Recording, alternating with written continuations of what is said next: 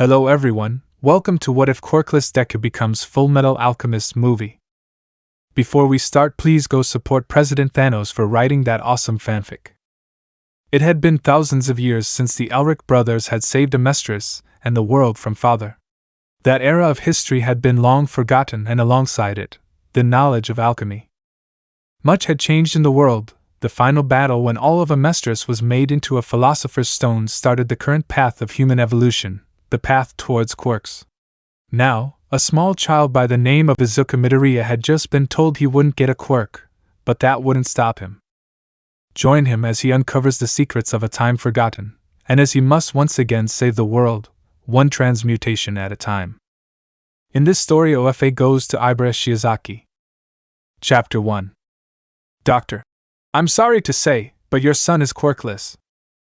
Those words changed the perspective of one Izuku Midoriya, a 5-year-old child. He was sitting next to his mother, Inko, on a stool. He dropped the action figure of his favorite hero on the ground as he fought back tears. Izuku, see, can I still become a hero? The doctor looked down at him. Doctor, I believe so.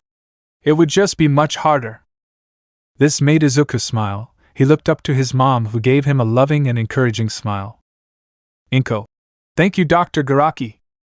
Doctor, it's no problem. Now I suggest you two get going.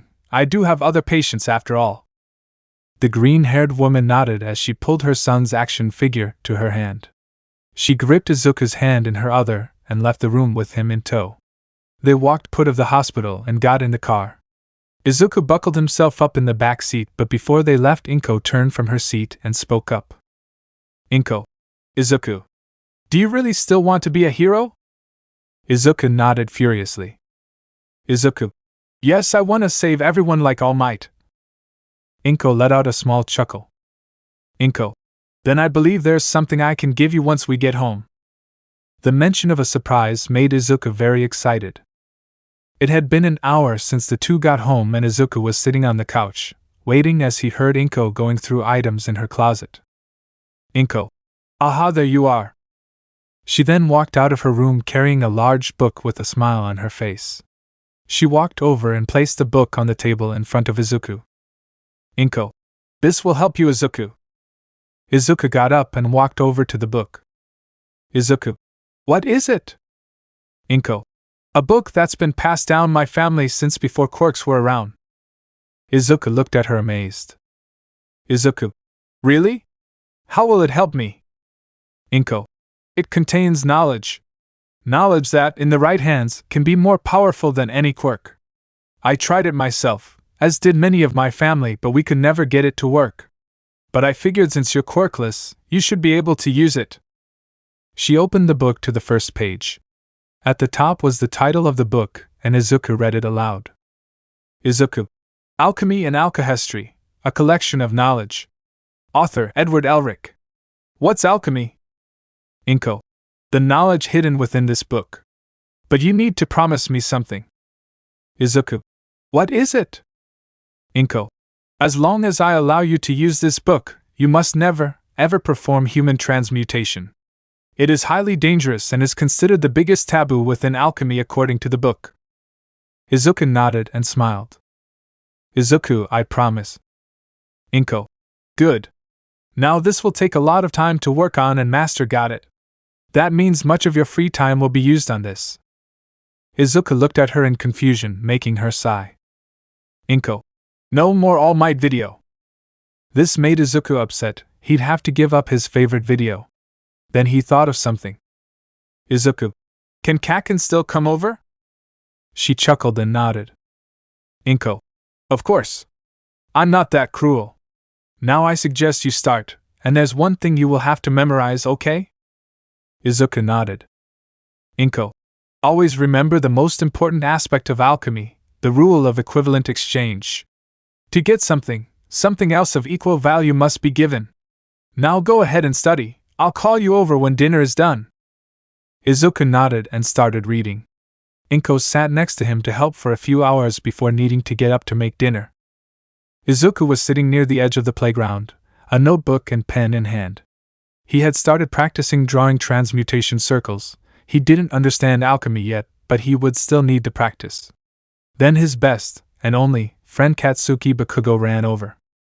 Bakugo, hey Izuku. The green-haired boy looked up from his notebook. Izuku. What is it, Kaken? Bakugo sat down next to him. Bakugo. I heard from the teachers that you're quirkless, that true? Izuku looked over and could see the concern in his friend's eyes. Although they were just kids, they had already seen how the world treated the quirkless. A kid from their class had to move away because her parents were being harassed because of her being quirkless. Izuku. Yeah, it is. But don't worry, Kaken, I know how I can still become a hero. Bakugo. Oh? What is it? Izuku shook his head. Izuku. You'll get to know when I can do it. I promise I'll be strong like you and all might. He stuck his fist out and Bakugo did the same, giving him a fist bump. Bakugo stood up. Bakugo. You coming? Izuku shook his head once more. Izuku. I need to practice. I will tomorrow though. Bakugo smiled but sat back down to keep Izuku company. After a few minutes a kid with dragon wings on his back walked over. Bakugo. What do you want, Horishi? Horishi. Oh, nothing. Just coming over to say hi to our resident quirkless freak. Bakugo stood up and got in front of Izuku. Bakugo. Back off. Horishi. I don't think I will. Now. Suddenly an arm wrapped around Bakugo and another kid dragged him off. Bakugo. Stop this, I'll kill you if you don't let go. Soon they were out of sight and Horishi walked up to Izuku. He raised his hand, which had claws on them, and swiped down. Before his hand made contact, a child-sized fist launched him away. Leave them alone. Izuku looked over to see a girl with short orange hair standing there with her now normal-sized fist still raised. Horishi looked back at her scared. Horishi. I'm sorry, Kendo. He then ran away and she let put a breath. Suddenly Bakugo walked back over, dragging the long-armed kid by the wrist. Bakugo. Who are you? Itsuka looked at him and smiled. Itsuka. My name's Itsuka Kendo, who are you guys? Bakugo. I'm Katsuki Bakugo. Izuku stood up and joined Bakugo. Izuku. And I'm Izuku Midoriya. She stuck out both of her hands. Itsuka. Nice to meet you, I'm new here, didn't think I'd ever see Horishi again. The two boys shook her hands and they spent the rest of recess hanging out. Chapter 2. It had been 10 years since Izuku started studying alchemy, and he and Bakugo met Itsuka. Not much had changed for him. He hadn't made any new friends since he was diagnosed as quirkless, and even the teachers had tried to fail him, only to be intimidated into scoring him fairly by Bakugo and Itsuka. Now he was sitting in the last class of the day, practicing his transmutation circles. Suddenly the teacher walked in and over to the podium at the front of the room. Teacher. Today we will be deciding your future careers. He then threw the selection papers up in the air. Teacher. But I know you all want to be heroes. The class then cheered and started using their quirks, which made the teacher calm them down. Bakugo then planted his foot on top of his desk. Bakugo. Don't lump these losers up with us, teach. He motioned towards Izuku and Itsuka. Teacher. Yes. You three plan on going to UA. The class then started yelling about how hard it is to get in and how Izuku wouldn't stand a chance. Bakugo. That's enough, we aced the mock tests. A book then hit him in the back of the head. Izuku. Kaken, please don't antagonize our classmates. The ash-blonde boy sat down in silence. Teacher. Thank you, Midoriya. Now, as I was saying, today you will be choosing your future high schools. Izuku, Bakugo, and Itsuka were all walking away from the school after it ended. They were heading into town to go to the arcade. Itsuka. So Midoriya, when can me and Hothead see your all-powerful abilities? Izuku. Later today, actually. I'm gonna be testing them for the first time after dinner. You two are invited, by the way. Bakugo. Hell yeah. He punched his hand and created an explosion. Bakugo. We're gonna go all out in our training after today.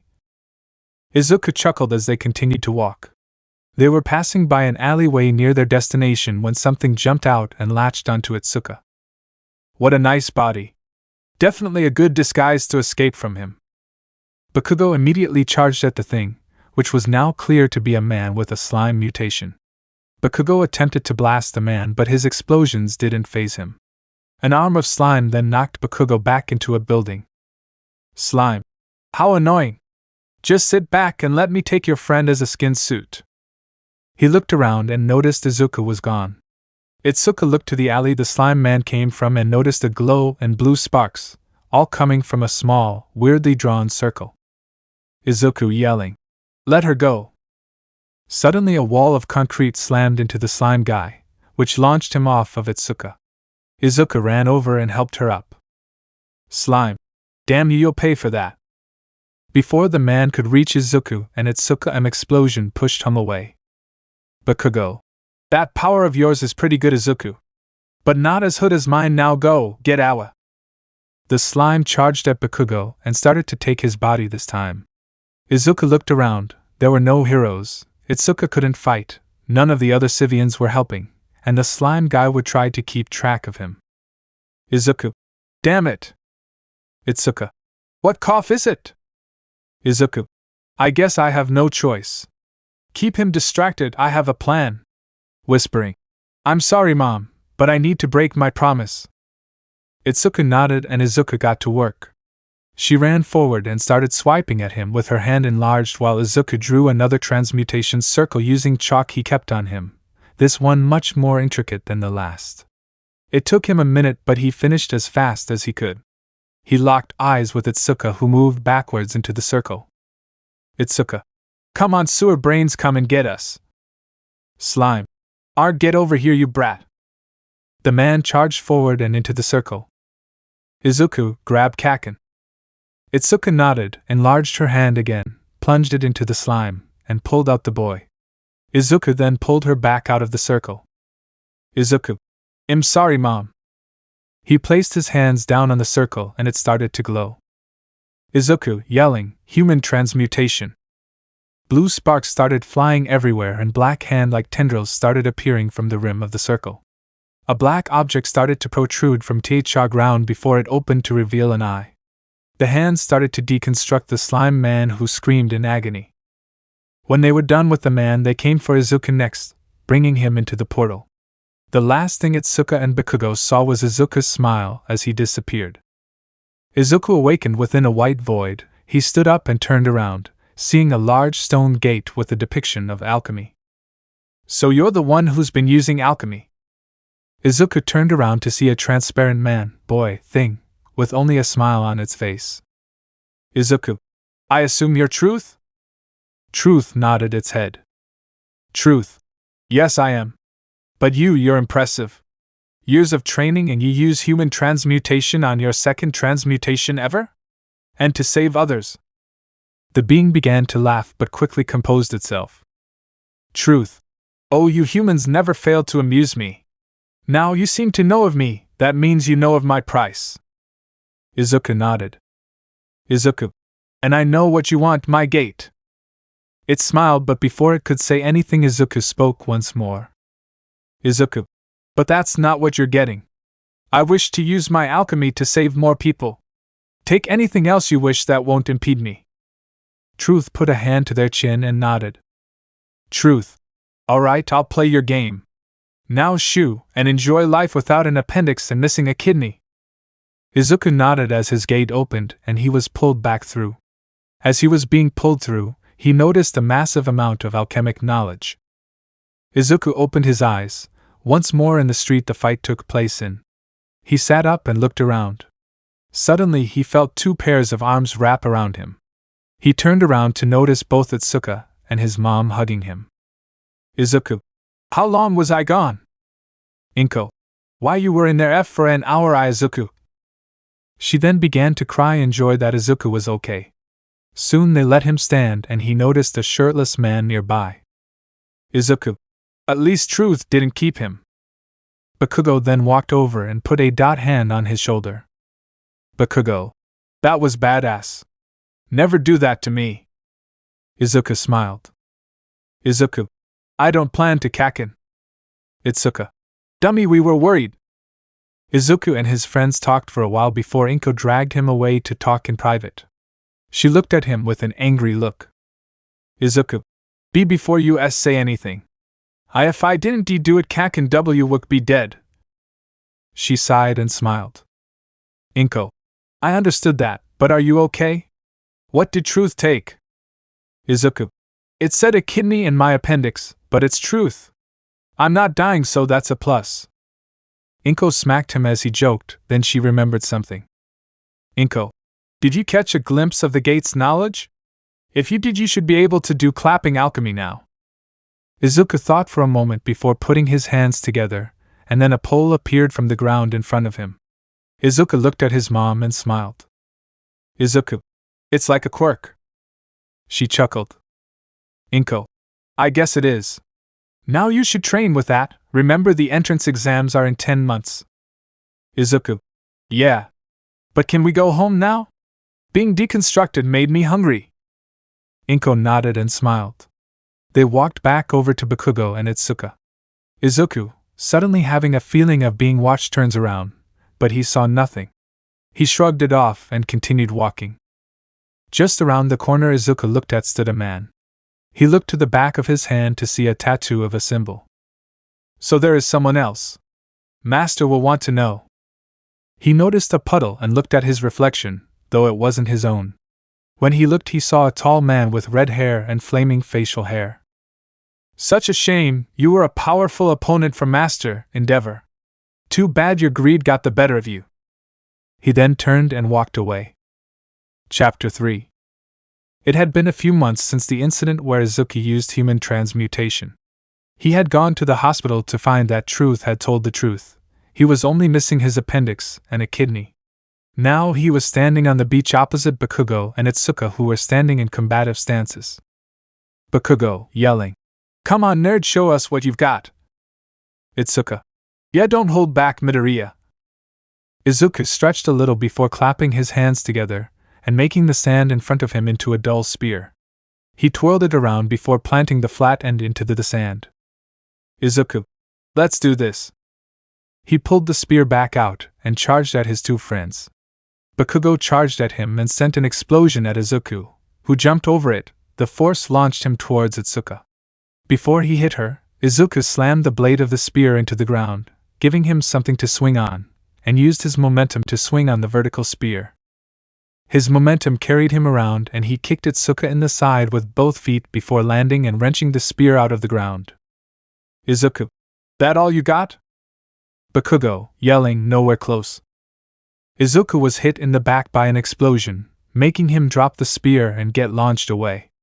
Izuku rolled on the sand when he landed and looked up to see Bakugo still charging at him. In response, he clapped his hands and planted them on the ground. A square area of rock then erupted out from the ground, carrying Izuku with it. Izuku. Try harder, Kaken.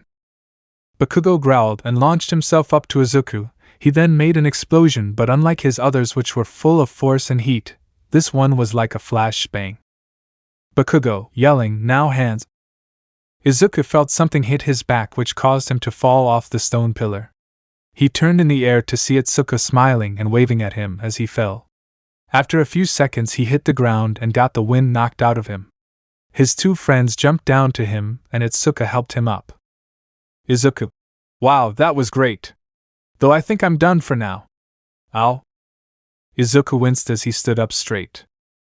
Izuku. That fall hit harder than I thought. He chuckled as he walked over to a small set of stairs that led to a sidewalk and sat down. Bakugo and Itsuka began sparring while Izuku pulled out a notebook and began writing down an analysis of the fight he just experienced. After a few minutes, someone came up behind him and snatched the book from his hand. Horishi. What the hell is this? Some sort of daydream journal? Izuku whipped around to see the winged boy reading his latest entry of his notebook. Izuku. Give it back. Izuku quickly stood and tried to take it, but Horishi moved his hand. Horishi. How about no? Actually, you beat me in a fight, you can have this back. Izuku looked between him and the notebook. Other than the Book of Alchemy, That notebook was his most important possession as it contained every analysis of his, Bakugo's, and Itsuka's training sessions. Izuku. Fine. Let's go over there. He pointed to an open section of beach and walked over, Horishi following after him. Once they were in their places, Izuku spoke up. Izuku. Last chance, Horishi, give me the book and you leave with your pride intact. The boy laughed. Horishi. Just get this over with and give up Quirkless Feek. Izuku sighed. Izuku. I tried to be nice. Horishi charged at Izuku but was stopped by a wall of stone. Izuku hopped over the wall, landed on the ground, clapped his hands, put them to the ground, and put up 3 more to Horishi's sides and back, effectively boxing him in. Izuku jumped to the hole he left at the top and crouched down on it. Izuku. Notebook now. Horishi glared at him angrily. Horishi yelling. How? You're supposed to be quirkless. Izuku playfully covered his ears. Izuku. Must you be so loud? These stone walls just make you louder, you know. Horishi yelling, shut up. He tried to quickly fly up to Izuku but was stopped when Izuku clapped and added a roof to the stone box. Horishi landed on the ground and looked to one of the walls when a small, notebook-sized, slot appeared at eye level. Izuku. I beat you, now give me my notebook. Horishi could hear 2 people walk up to Izuku. Bakugo. Who are you talking to, nerd? Izuku. Horishi. Itsuka. Horishi? What happened? Izuku. He took my notebook and asked to fight. Horishi heard the 2 newcomers chuckle.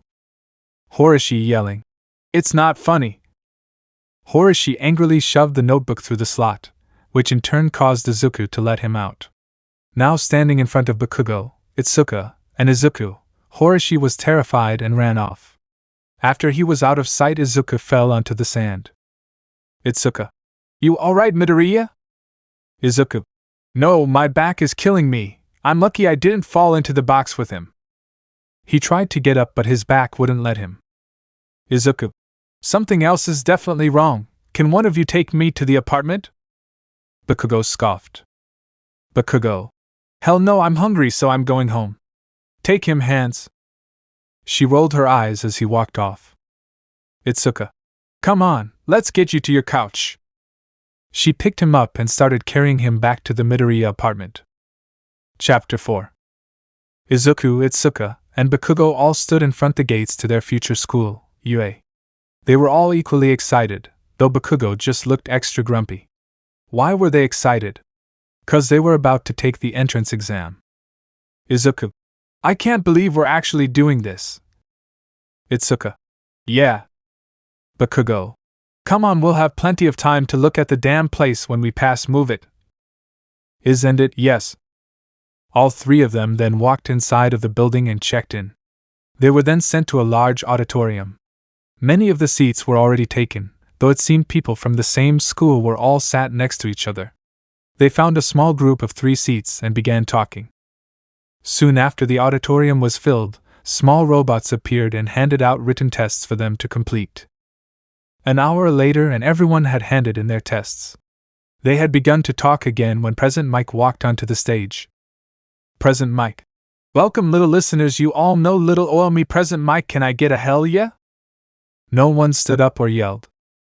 President Mike. Geez, tough crowd. Anyway. President Mike started describing the exam, which Izuku and his friends discovered was in the handout.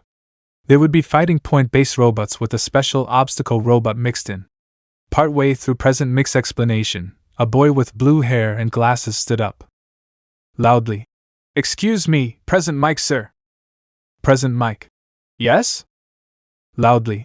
On this handout, it says there are actually 4 different robots, not 3. If this information is incorrect, the UA has disappointed our expectations and you, with the green hair, quit your muttering, you're distracting. While yes, Izuku had been muttering, the only ones he thought could hear him were Bakugo and Itsuka, as no one else even reacted to it. Izuku. Sorry. Was I really that distracting? Before the boy could answer, Izuku noticed many students shake their heads no. Itsuka. No, you're good, Midoriya.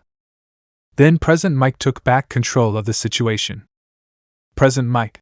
Thank you for your concern. Yes, there are 4 robots, but one is just a distraction since it's worth 0 points now. I suggest you pay more attention. As that kid clearly was before you interrupted me. Loudly. My apologies, President Mike.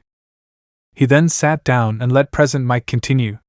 After a few minutes they were allowed to go to their exam areas. Sadly, Izuku, Bakugo, and Itsuka were split up. Izuku was standing off to the side when he noticed a boy with jet black hair looking nervous, so he walked over and tapped on his shoulder. Izuku. Hey. You okay? Oh, me? Yeah, I'm fine, just a little nervous. Not very manly of me, is it? Izuku smiled and shrugged. Izuku. I don't know, all I know is that even taking the exam takes courage. That sounds pretty manly to me. The boy smiled, showing off his pointed teeth. Thanks, man, I'm Ajiro Kirishima. He stuck out his hand and Izuku shook it. Izuku. I'm Izuku Midoriya. Good luck. Kirishima. You too, bro. Then the buzzer sounded, marking the start of the exam. Izuku clapped his hands, put them to the ground, and created a square pillar to propel himself forwards into the fake city. Once he landed, he clapped his hands once more, and created a razor-sharp spear. He had thankfully gotten some formal weapons training from Itsuka's father, though he didn't have a spear, just different staffs. Izuku just adapted the staff training for his spear. Izuku immediately spotted a 2-pointer and charged forward. Once in range, he swung the blade at the robot and sliced through its chest, deactivating it.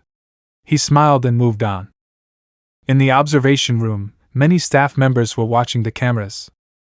Nizu. My, what promising young heroes. All Might. Yes. Sir, do you mind telling me the points of that girl? She seems quite strong. Nizu. Miss Shiozaki. She's already at 68 points, I'll make that 128 for helping that participant. Vlad. What of that boy, the one with the green hair and the spear? Nizu. Peculiar. Izuku Midoriya, quirkless. Yet he's clearly manipulating matter. Interesting, and the way he's doing it, that doesn't look like a mere quirk. It's similar, but it's not a quirk. Ectoplasm. What could it be? Nizu smiled. Nexu. I'll find out eventually. No secrets are safe from me if I want them. He giggled. Nizu. This seems like it'll be a fun mystery. Now, let's see what these students can really do. He slammed his paw down on a red button with a sticky knot on it reading, Practice Bot. Izuku had just cut down a 3-pointer, bringing his points to 97. He felt a large rumble and heard loud crashes. When he turned to face where it was coming from, he saw something horrifying. A large 10-story robot had been unleashed. Izuku. Yeah, that's an obstacle all right. He turned to run when he heard a boy cry out in pain. He turned around to see a boy with a bird head underneath a pile of rubble. Yelling, "Help please." Izuku turned back around and ran to the boy. Izuku. It's okay, I'm here. Hold still. He clapped his hands and touched a piece of rubble, making it move. There was many more. He couldn't move them by hand and transmuting them would take too long. Izuku then got an idea. Izuku. Just trust me, okay? The boy nodded and Izuku stood back up. He turned to face the robot and took a deep breath. Izuku. Okay, just gotta do your biggest transmutation yet. No pressure. Izuku put his hands together and rushed at the robot's treads. He placed his hands on it and turned a large section to easily broken stone, which crumbled almost instantly. Then the robot fell to its side and turned off. He then walked back to the boy and fell to his knees in exhaustion. Izuku. Crisis averted. Thank you. I'm Fumikage Tokoyami, by the way. May my darkness be cleared by your light. Izuku chuckled. Izuku. I'm Izuku Midoriya, nice to meet you. I hope to see you in class. Tokoyami. Likewise. Izuku. Yeah, and I'm going. He was very exhausted due to the amount of material he transmuted and passed out.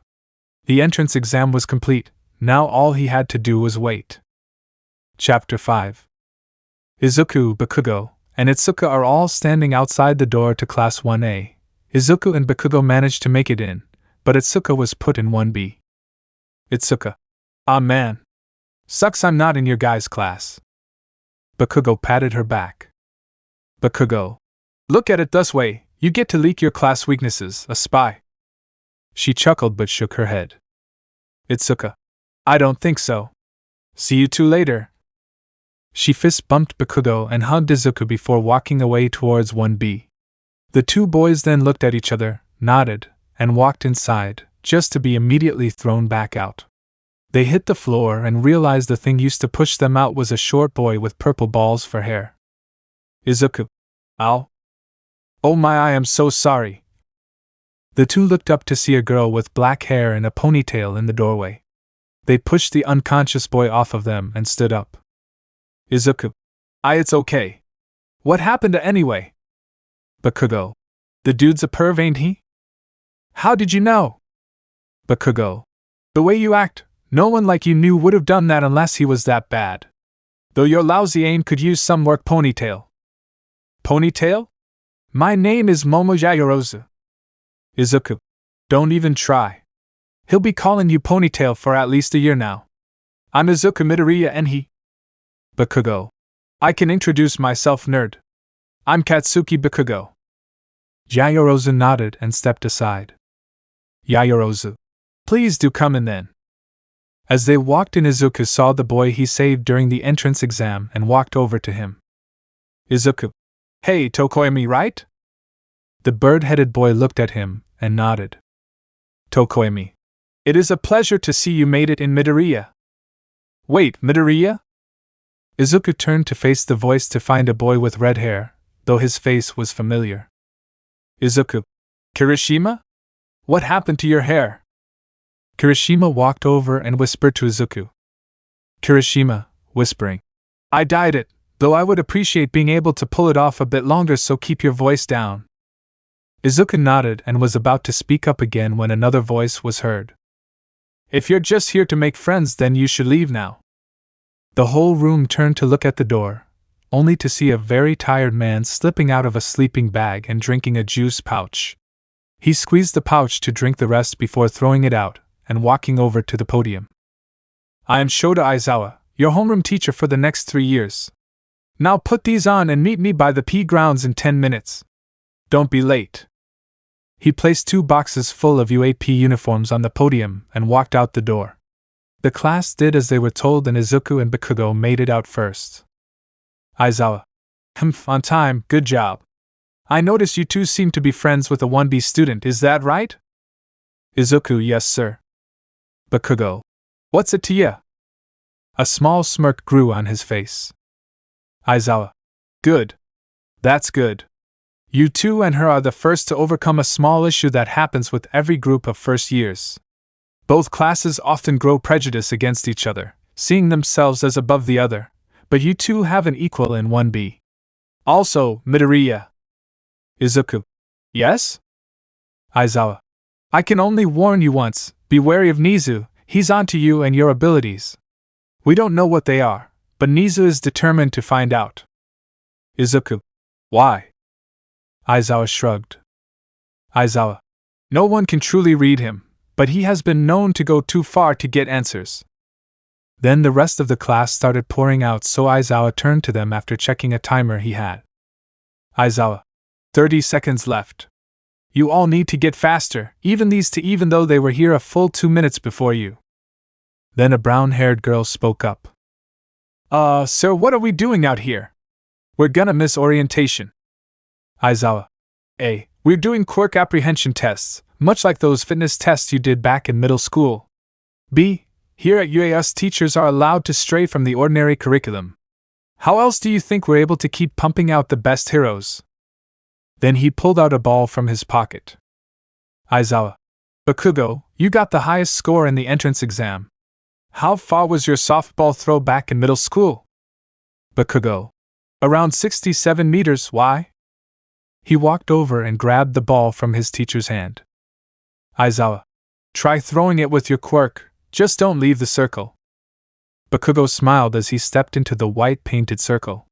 He wound up and threw his arm forward. Just before the ball left his arm, it set off an explosion, sending the ball flying. Bakugo, yelling, die. After a couple seconds, Aizawa held up a tablet showing Bakugo's distance of 705.2 meters. Aizawa. Now let's begin. Izuku wasn't able to do much, though his alchemy did come in handy during the ball throw, standing long jump, and the 50-meter dash. His scores allowed him to reach 10th place in the class ranking Aizawa showed, and an invisible girl got last. Aizawa. Oh, by the way, the expulsion was a lie. Consider it a rational deception to push you to your limits. Now go back to the classroom till lunch and let me sleep. The class did as they were told. Before lunch, a pink girl named Ishido decided everyone should introduce themselves. Eventually it was Izuku's turn. Izuku. I'm Izuku Midoriya. My quirk is molecular manipulation. If I clap my hands together, I can change the shape and even the makeup of things around me. Kaminari. Whoa, so cool, can you mess with people? Make me muscular. Mineta. Make me tall. Izuku shook his head. Izuku. No, I promised I wouldn't unless absolutely necessary. Then the lunch bell rang, meaning Izuku could get away from those two. When he and Bakugo made it to the cafeteria, they got their food and looked around, seeing Kendo and walking over. They sat in front of her, and she spoke up. Kendo. Hey guys. How come you weren't at orientation? Bakugo. Our teacher's a madman. Made us to some quirk fitness tests instead. Izuku nodded before an elbow met the back of his head. Izuku. Oh, sorry if I'm. Move it, this is a 1B table. Izuku looked behind him to see a blond boy with a disgusted look on his face. Kendo. Monoma, apologize to Midoriya. Now. The boy known as Monoma was about to answer when he noticed the angry glares he was getting from both Bakugo and Kendo. Monoma. Geez, fine. Mumbling. Sorry, I guess. With that, he walked away. Izuku. Guess that's the prejudice Mr. Aizawa mentioned. Bakugo. Yeah. Kendo. Vlad mentioned that too. Saying I'm the only one in my class who's already over it. The two nodded. Izuku. Mr. Aizawa said the same. Guess they were keeping an eye on us. The rest of the day went by without interruption, and Izuku's first day at UA was finished. Chapter 6. Class 1A was excited, why wouldn't they be? Today was their first practical heroics lesson after all. They didn't even know who their teacher was, it could be anyone. Then the door opened and Aizawa walked inside. Aizawa. Alright, as you can probably guess, I'm not your actual heroics teacher. Your actual teacher is with 1B right now, as your first lesson will be a joint combat training. Ida raised his hand. Aizawa. Yes, Ida? Ida. Why, sir? Our class is already big enough to do lessons on our own and we at least know a little about each other. Aizawa. That is exactly why. We need you all to be able to comfortably work with heroes you've never met before, as that will happen a lot in your careers. Ida. I see. Thank you, sir. Aizawa nodded and pulled out a remote. He then pressed a button that caused several numbered cases to appear from the wall. Aizawa. Your hero gear submissions have been completed, and you're required to wear them for this lesson. Now go put it on and meet the others at ground beta. With that, he walked out of the room, letting the students practically pounce from their seats to get their suits. 10 minutes later, and 1A minus Izuku emerged from the hallway to the ground beta observation room. It was then they saw the other teacher, the number 1 hero, All Might. He was wearing his Silver Age costume, which had a long blue cape. All Might. Hello Class A, shouldn't there be 20? Kirishima. Midobro needed an extra minute. The legendary hero nodded in acknowledgement. All Might. I understand. It takes skill to get into spandex like this quickly. Izuku. It wasn't spandex that was giving me trouble.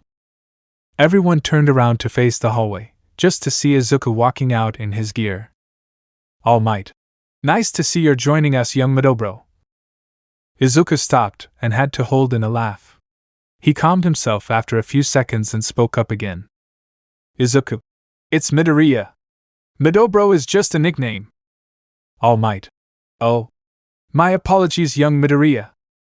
Izuku waved it off and walked over to Itsuka and Bakugo, who were talking. Then All Might spoke up again. All Might.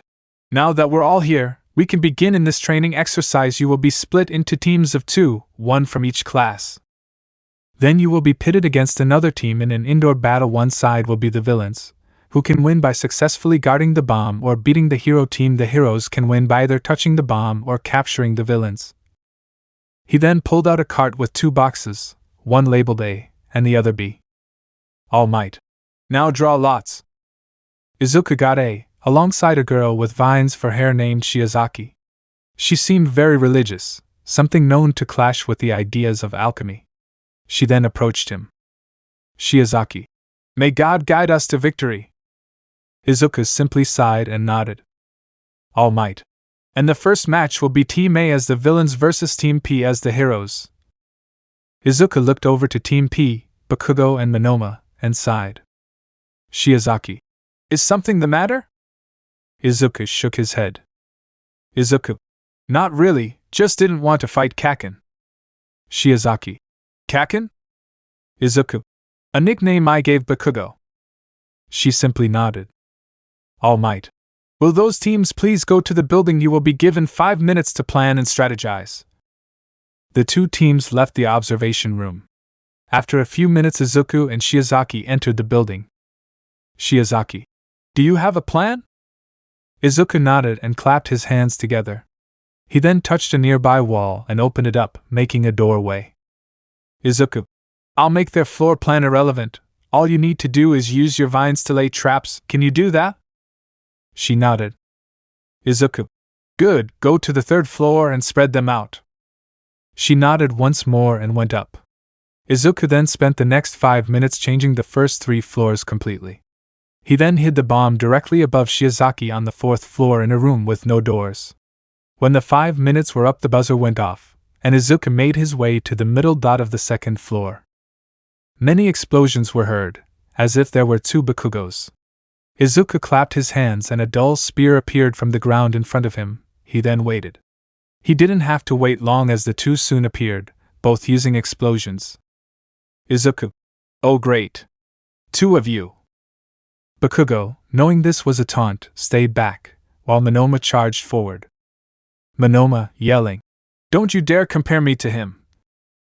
Izuku smirked, sidestepped his attack, spun around, and used the back end of the spear to send his head into a wall. He then radioed to Shiozaki. Izuku. Take him. It was then that Bakugo noticed the vines lining the walls. One curled up around his now unconscious teammate, and whisked him away to a floor unknown to him. Izuku. Not it's just you and me, Kaken. Bakugo. So it seems, nerd. They both faced each other and adopted their usual stances. Then Izuku clapped his hands and placed them on the ground. After the blue sparks died down, a wall of concrete separated the 2.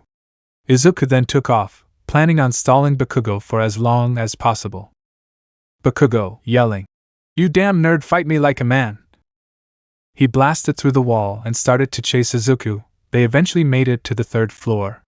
Before Bakugo could realize what was happening, he chased Izuku into the room Shiozaki was in. He just barely dodged the vines she threw at him. Then he had to dodge a strike from Izuku's dulled blade, which he promptly exploded, which also sent Izuku back.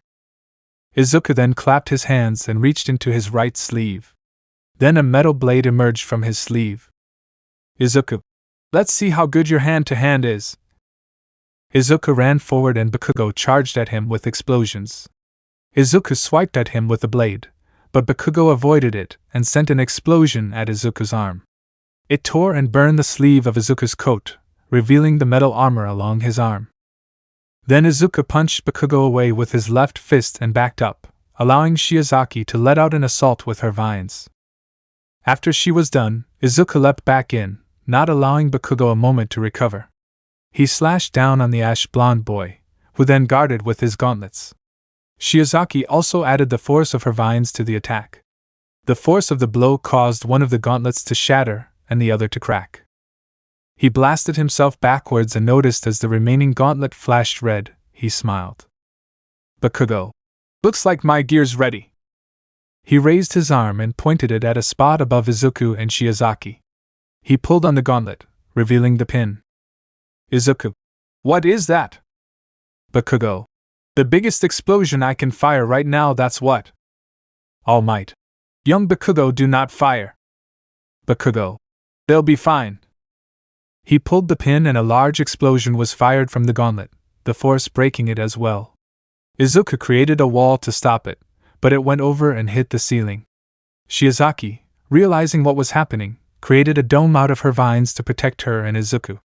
Once the rumbling from the explosion stopped, a voice was heard. All Might. The bomb has been captured, the heroes win. The vine dome was taken down. Shiozaki. My apologies, Midoriya, I didn't think about the bomb. Izuku. It's fine, protecting your teammates is more important in my eyes anyway. The two teams walked back to the observation room, Bakugo having to carry Monoma himself. After they made it back, Monoma woke up and was able to stand on his own. All Might. Alright, who can tell me who the MVP was and why? Yaoyorozu and Itsuka both raised their hands. All Might. Young Yaoyorozu, you go first. Yaoyorozu. I believe it was Midoriya because he came up with an effective plan that nearly won them the match. The only thing he did wrong was provoking Bakugo. All Might. I see. Young Kendo? Itsuka. I largely agree, though provoking Bakugo was a smart move on Midoriya's part. He knew Bakugo would become angry and hoped to use his anger against him. All he did was underestimate Bakugo's self-control. Well, he did also not take into consideration that, like him, Bakugo has actual gear on his costume that helps him in battle. All Might. Correct, I couldn't have said it myself now, on to the next battle. The rest of the day went smoothly, with a few students needing to go to Recovery Girl's office. Chapter 7. Izuku, Bakugo, and Itsuka were sitting at their usual spot in the cafeteria, though they were joined by Yaoyorozu and Tetsu this time. Both their classes had just voted for their class representatives and vice representatives. Itsuka. So, who got the position in your class? Bakugo. Who do you think? The nerd did. Izuku. What about your class? Itsuka. It would be me. And somehow Tetsu got vice. Tetsu. Hey, I can be leader-like. Itsuka raised an eyebrow towards him, questioning him for proof. He then quieted down. Yaoyorozu. I actually got vice in our class. Itsuka. Of course you did, Bakugo doesn't have the people skills to pull it off. Bakugo slammed his hands on the table and stood up. Bakugo. I have perfectly fine people skills, thank you. Itsuka. The last time you tried to make friends other than me and Midoriya, you scared them off. He sat back down and crossed his arm. Izuku. Well, that's just great. Yaoyorozu. What is it? Izuku. I didn't get a fork. Well, no matter. He clapped his hands and touched the table, transmuting a small metal fork. He then picked it up and started eating. The others then started too. A few minutes later and Izuku was done. Just as he stood up, an alarm started going off. Alarm. Emergency. Level 3 breach. Repeat. Level 3 breach. Then every student in the cafeteria started running. One bumped into Izuku and was then grabbed by Bakugo. Bakugo, yelling. The hell's going on? Second year. A level 3 means someone's broken into the school, it's probably a powerful villain. He then shook off Bakugo's hand and began running again. Itsuka. Look, it's the press. The group looked to see where she was pointing to see reporters outside the window. Izuku. We're the only ones that know, we have to do something. Kendo nodded. Kendo. Me and Bakugo will get their attention. Yaoyorozu, I need a megaphone. Yaoyorozu nodded and made one, handing it to her. Izuku. I'll block the doors. Bakugo. Let's move, nerds. The three of them then left Yaoyorozu and Tetsu at the table and rushed into the crowd. Once they made it over to the main door, Izuku clapped his hands together, put them to the ground, and barricaded the door. Then Bakugo threw Kendo above the door and onto a small ledge that Izuku made as well. Then she turned the megaphone to its loudest setting, and yelled into it. Kendo yelling. Look outside, it's only a bunch of reporters, nothing is coming to get us, so just sit back down. The crowd slowly quieted down while they looked outside. Once they saw the reporters, they all went back to the cafeteria. Izuku, however, slipped out to check out the gate. When he got there, Aizawa, President Mike, and Nizu were there. Aizawa. Midoriya, why are you here? Izuku. From what I know, only extremely powerful quirks can break down the gate. Right? Nizu. That is correct. Izuku then walked over and noticed something about the gate. There were faint signs of alchemy on the outer rim, signifying its use.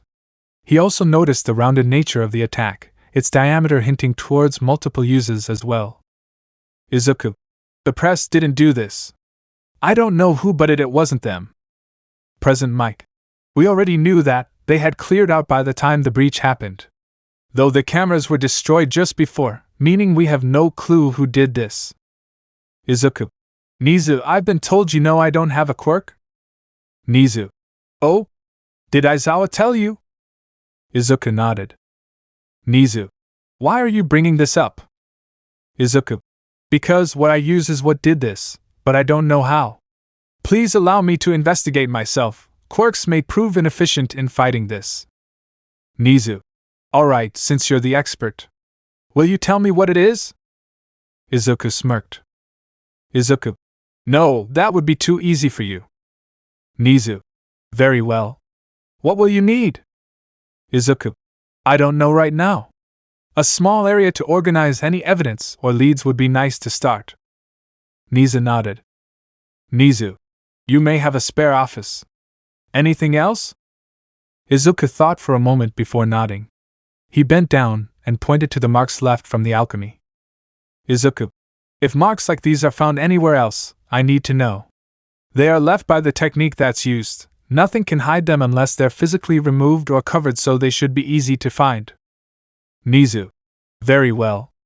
I'll send out a notification via the Hero Network later. Izuku stood back up. Izuku. That's all for now. Nizu. Perfect, now let's go inside, classes should be starting again soon. The other three nodded before following the rodent inside. Chapter 8. Izuku, Itsuka, Bakugo, and Aizawa were standing by the doors to a bus, watching as both Class 1A and 1B were arguing and yelling insults at each other. After a minute, Aizawa spoke up. Aizawa. Will you two calm them now? Itsuka. Yeah, we probably should. Izuku. Right. They both walked to the front of their respective classes and managed to calm them down. Itsuka did have to knock out Monoma, however. After the classes had quieted down, Aizawa addressed them. Aizawa. Alright, now that you're all quiet, we can begin. As you know, we're going off campus today for rescue training. And 1B, before you start complaining over me not being your teacher, Vlad is already at our destination, assisting your rescue instructor with getting everything ready. Got it?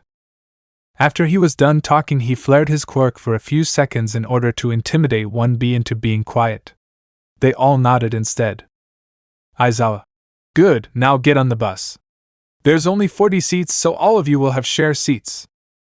He then entered the bus, followed by Izuku and Itsuka, who sat together in hopes the sight would cause the classes to become inspired to at least tolerate each other. All it did, however, was accidentally force Bakugo and Monoma to sit together, making the ride infinitely louder than it had to be. After around half an hour, the bus finally arrived at its destination and the classes got off, all wearing their hero suits.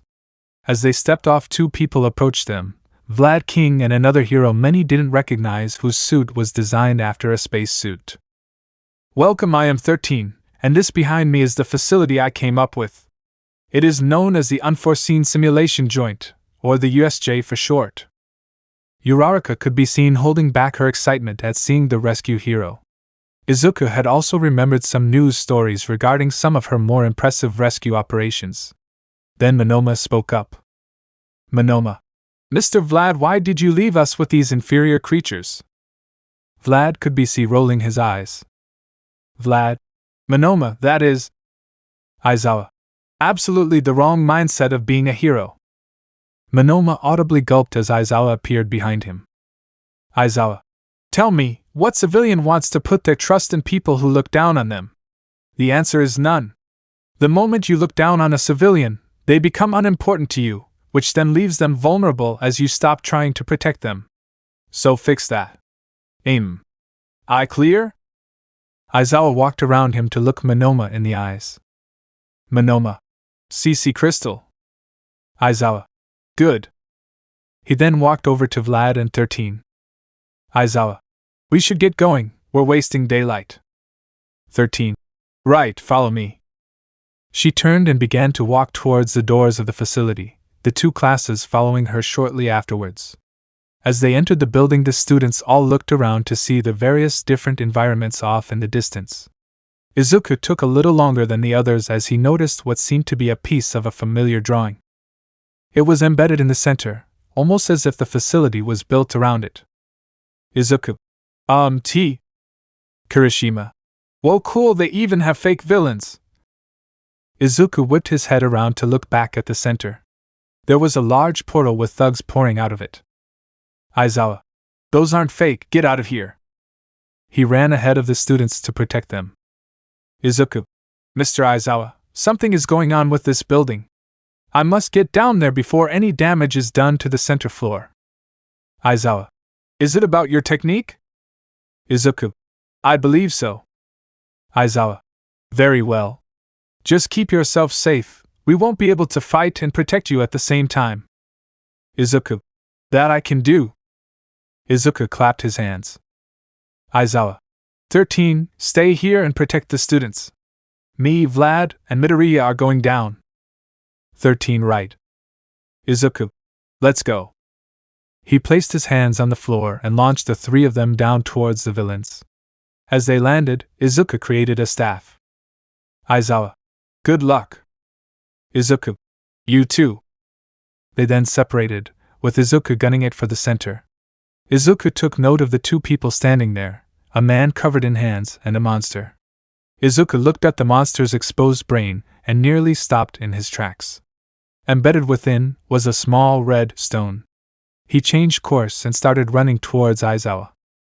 Many villains attempted to attack, but Izuku was able to dispatch them with ease. He eventually made it to his teacher. Aizawa. What is it? Izuku. This is bad, really bad. Izuku blocked an attack with the staff before knocking out the thug with a blow to the stomach. He then pointed at the beast. Izuku. See that red thing in its brain? Aizawa. What of it? Izuku. That is a Philosopher's Stone. It's very powerful. And its regenerative capabilities top that of any quirk. The two then fought off a few more thugs. Aizawa. How and by how much? Izuku. They are made and fueled by human souls. Hundreds can be poured into one that size, and can give the holder the ability to survive at least 5 deaths. If they aren't killed, they regenerate almost instantly. Aizawa. So basically that thing is their trump card. Izuku. Yes, and I doubt it's weak enough for us to kill it. Without a top 10 hero, our best shot will be getting that stone out of its head. Aizawa. I have a plan. Izuku. Good, because I don't. Izuku blocked another attack which broke his staff, forcing him to use his fists until he could make another. Aizawa. We need Vlad. Izuku. Well, let's get a bird's eye view. He clapped his hands and put them to the ground, creating a pillar that brought them up several feet. They saw Vlad in the distance, and they also saw the warp gate villain warp away the other students. Aizawa. You go help them. Me and Vlad can handle the stone. Izuku nodded. Izuku. Good luck. Aizawa. You too. Izuku then leapt from the pillar and ran towards one of the urban areas. Aizawa leapt down and began fighting his way to Vlad.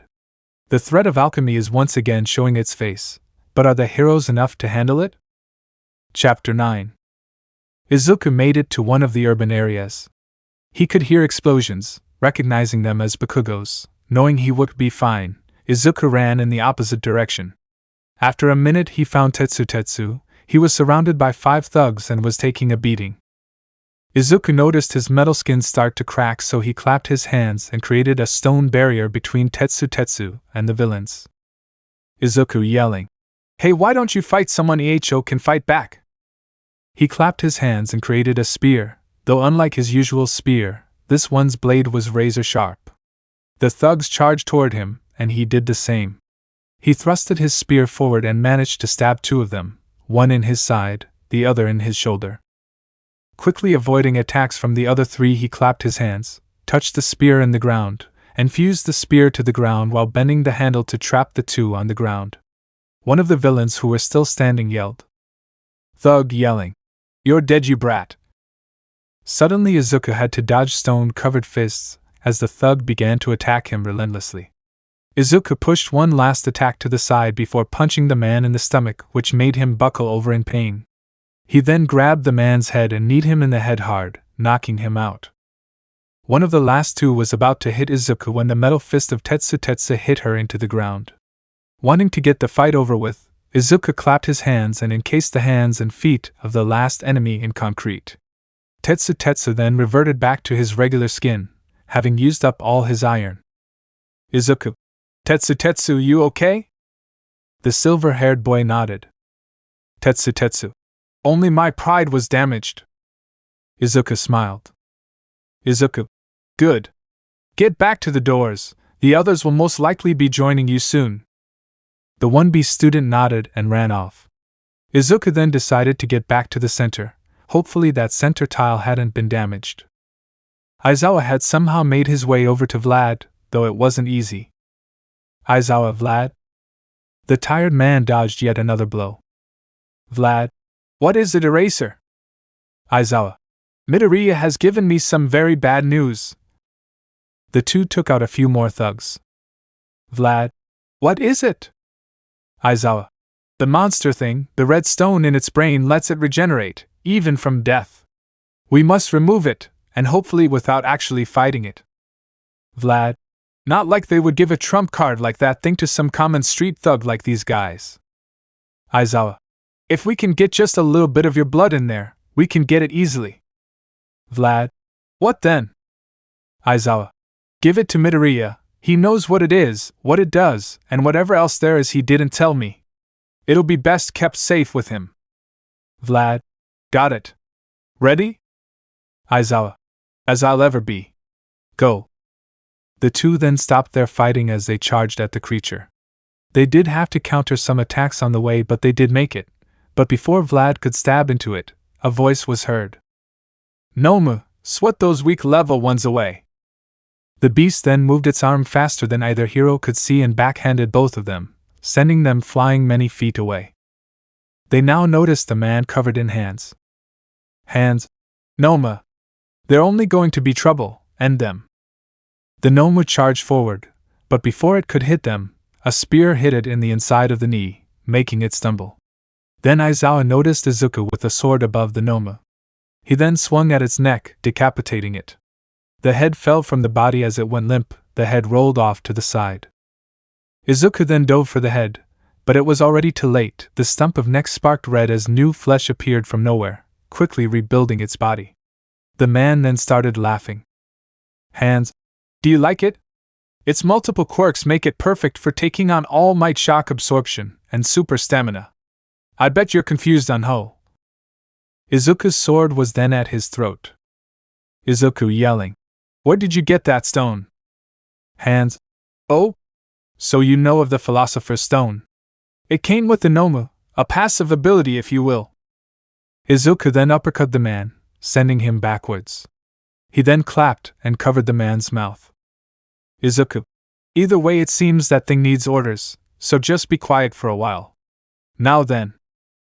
Izuku turned around and walked back to the still Noma.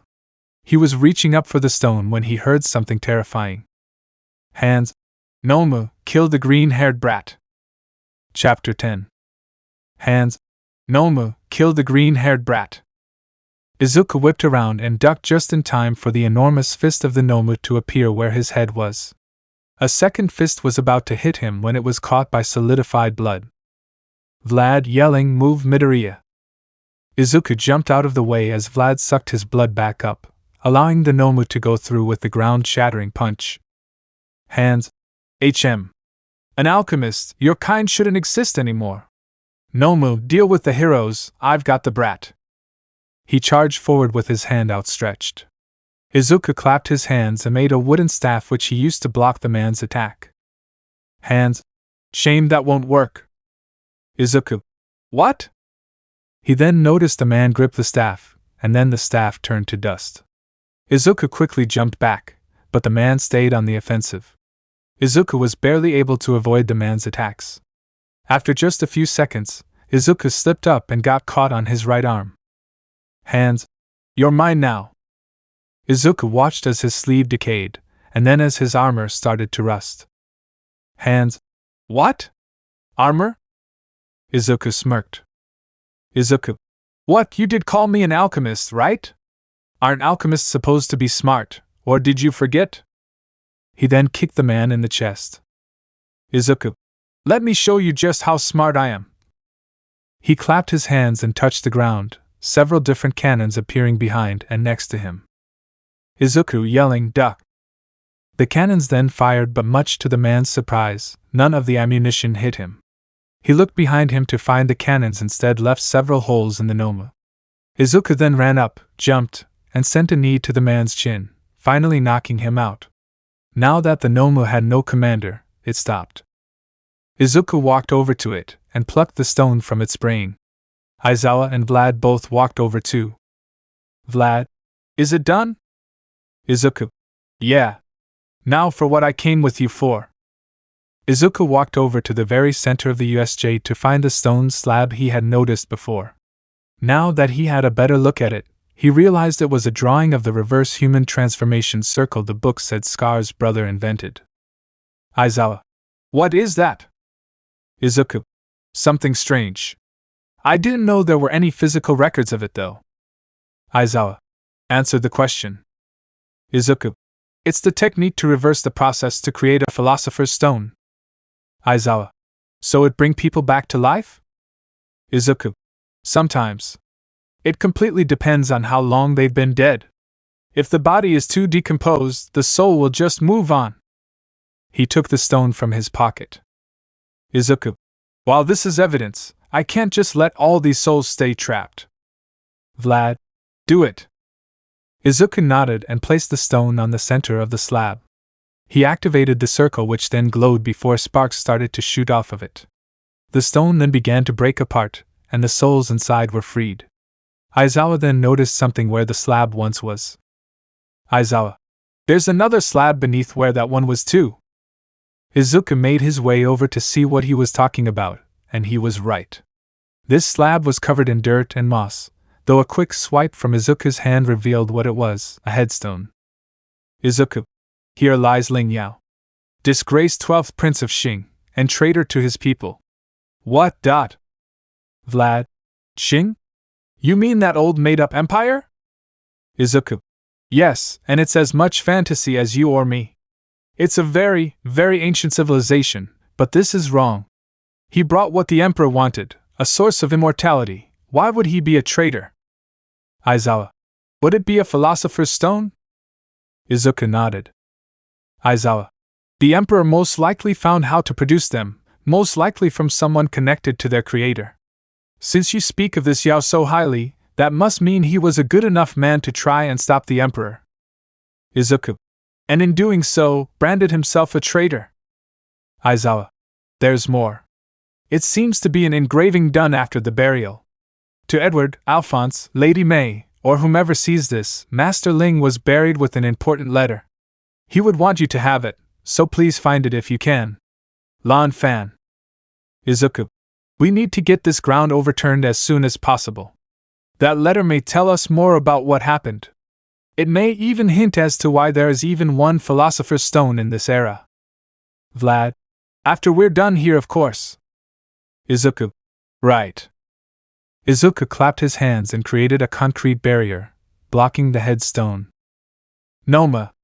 It is time to fight. Izuku was able to defend with his armored arm when the punch came, but he was still launched far back. His armor also broke, the fight with the hand guy having done too much damage to it. Him, Aizawa, and Vlad all looked to the voice to see it was the man made of mist. Mist? Which of you harmed Tamura Shigaraki? It seems at the mention of his name, the man covered in hands stood up. Shigaraki. Ugh, what happened? Missed. I was unable to prevent one of the students from getting out. Shigaraki. You fool Kurojiri, if you weren't our way out I'd destroy you. They then both noticed that the Philosopher's Stone was missing from the Noma's head. Realizing what happened, Shigaraki got mad. Shigaraki, yelling. You damn cheater, you cheated. Alchemy is cheating, you destroyed our weapon, Noma destroyed the brat.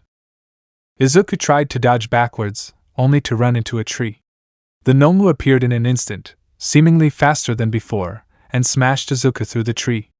As Izuku landed, he could feel his mind going blank. Just before he fully blacked out, a large man in a suit appeared in front of him. All might. Have no fear, young Midoriya. Then Izuku fully lost consciousness. Chapter 11. Izuku woke up in Recovery Girl's office. He slowly sat up and looked around, seeing only Recovery Girl at her desk. The elderly hero looked up when she heard him move. Recovery Girl. How are you feeling, Sonny? Izuku got off the bed. Izuku. Tired. Recovery Girl. Well, if it's only that, then you're okay. Your clothes were brought in from the locker room and are on that table next to you. Recovery Girl then pulled a curtain around the bed Izuku was put in to let him change. After a couple minutes, Izuku stepped out in his casual clothes with his hero's suit folded in his arms. Izuku. What do I do with this? Recovery Girl. Just leave it here, a support course student will come to get it. Izuku. Okay. He set his suit down and was about to leave when Recovery Girl spoke up again. Recovery Girl. Oh, and Nizu wishes to meet you in that little office of yours. Izuku nodded and left. He eventually made his way down to the office he was being lent by Nizu. He opened the door to find Nizu, Aizawa, Vlad, and his mother standing around the desk. Izuku. What are you all doing here? They turned to look at him. Nizu. Mr. Midoriya, how nice it is for you to join us. Inko. Are you okay, Izuku? She walked over and hugged him. Izuku. Yes, I am. Just a little tired. She let go of him, and they walked over to the desk. Izuku took note of the single piece of paper on it. Izuku. Ling's letter? Aizawa. Yes. His body is currently en route to a secure facility to protect it. Izuku. And what of the reverse human transmutation circle? Aizawa pointed behind him to a corner. Izuku peered around his tired teacher to see the slab leaning against the wall. Izuku. Okay. At least everything of importance is safe. Inko. Izuku, could you tell me what's happening? Izuku. The villains who attacked us had a Philosopher's Stone and knew of alchemy. That slab was in the center of the USJ, as was Ling's grave. Inko. Really? Were there other graves? Izuku shook his head. Izuku. He was buried as he was a traitor to his people. Inko looked shocked. Inko. How? Izuku. The working theory is that the Emperor figured out how to make Philosopher's Stones and Ling fought against him. Inko. I see. Izuku. Now, how about the letter? Vlad. There's a small problem. Izuku. Yes? Vlad. It's in code. Izuku groaned. Izuku. And knowing him, he didn't make a cipher. Inko. But maybe he didn't have to. Izuku. What do you mean? Inko. He wrote this letter for those he trusted, which means Edward, Alphonse, or any of the others would have been able to decipher it themselves. Izuku. Right, because a physical cipher would compromise the letter. Vlad. Could you speak like we don't know what you're talking about? Izuku. Only those Ling trusted with his life could figure out the letter. Inko. Or those with the personal journals of those he trusted. Izuku. Such as Edward's descendants, us Midoriyas. Nizu. You believe you have something that can help? Izuku. Yeah. But it's not here. When's the next school day? Aizawa. Next week. You students have a few days off because of the attack. Izuku. I'll bring them then. Aizawa. Good. Also, the sports festival is coming up, so your heroics classes will be replaced with personal training. I suggest using some of that time on this. Izuku. Alright. Nizu, sir? Nizu. Yes? Izuku. Have any more marks appeared? Nizu. Yes, actually. There have been evidence of them all over the country. Izuku. That's worrying. Inko. Are you talking about alchemy marks? Izuku. Yes. Which is why it's worrying.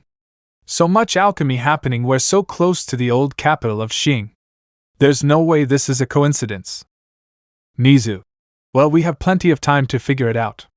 You should rest and prepare for investigating as well as train for the sports festival. Izuku.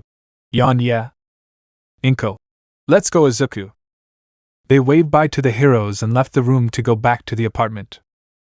As he watched the last staff member leave for the day, Nizu began to talk to himself.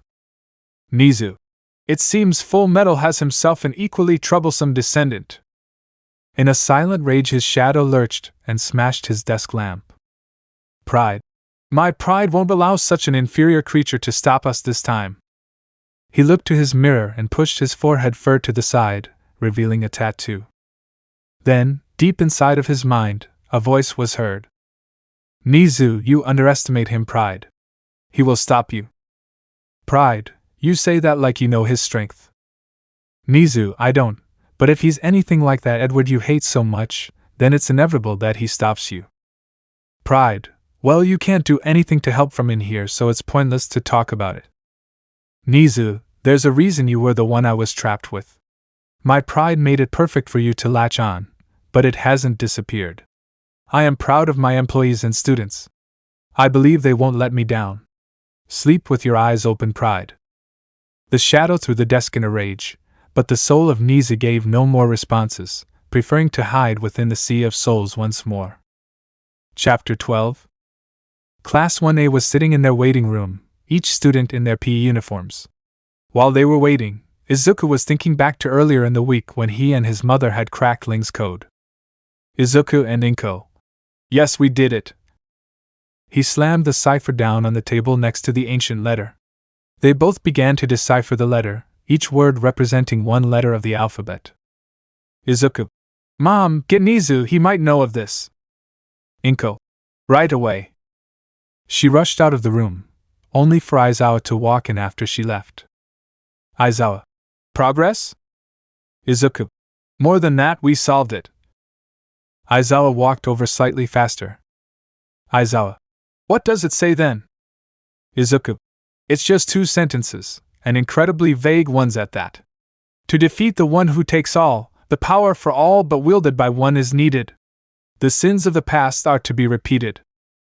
Izuku then hid the paper he wrote the true message on and wrote a second message on another. Aizawa. What are you doing? Izuku. Don't you find it suspiciously that Nizu wasn't even an ounce curious in alchemy? Aizawa.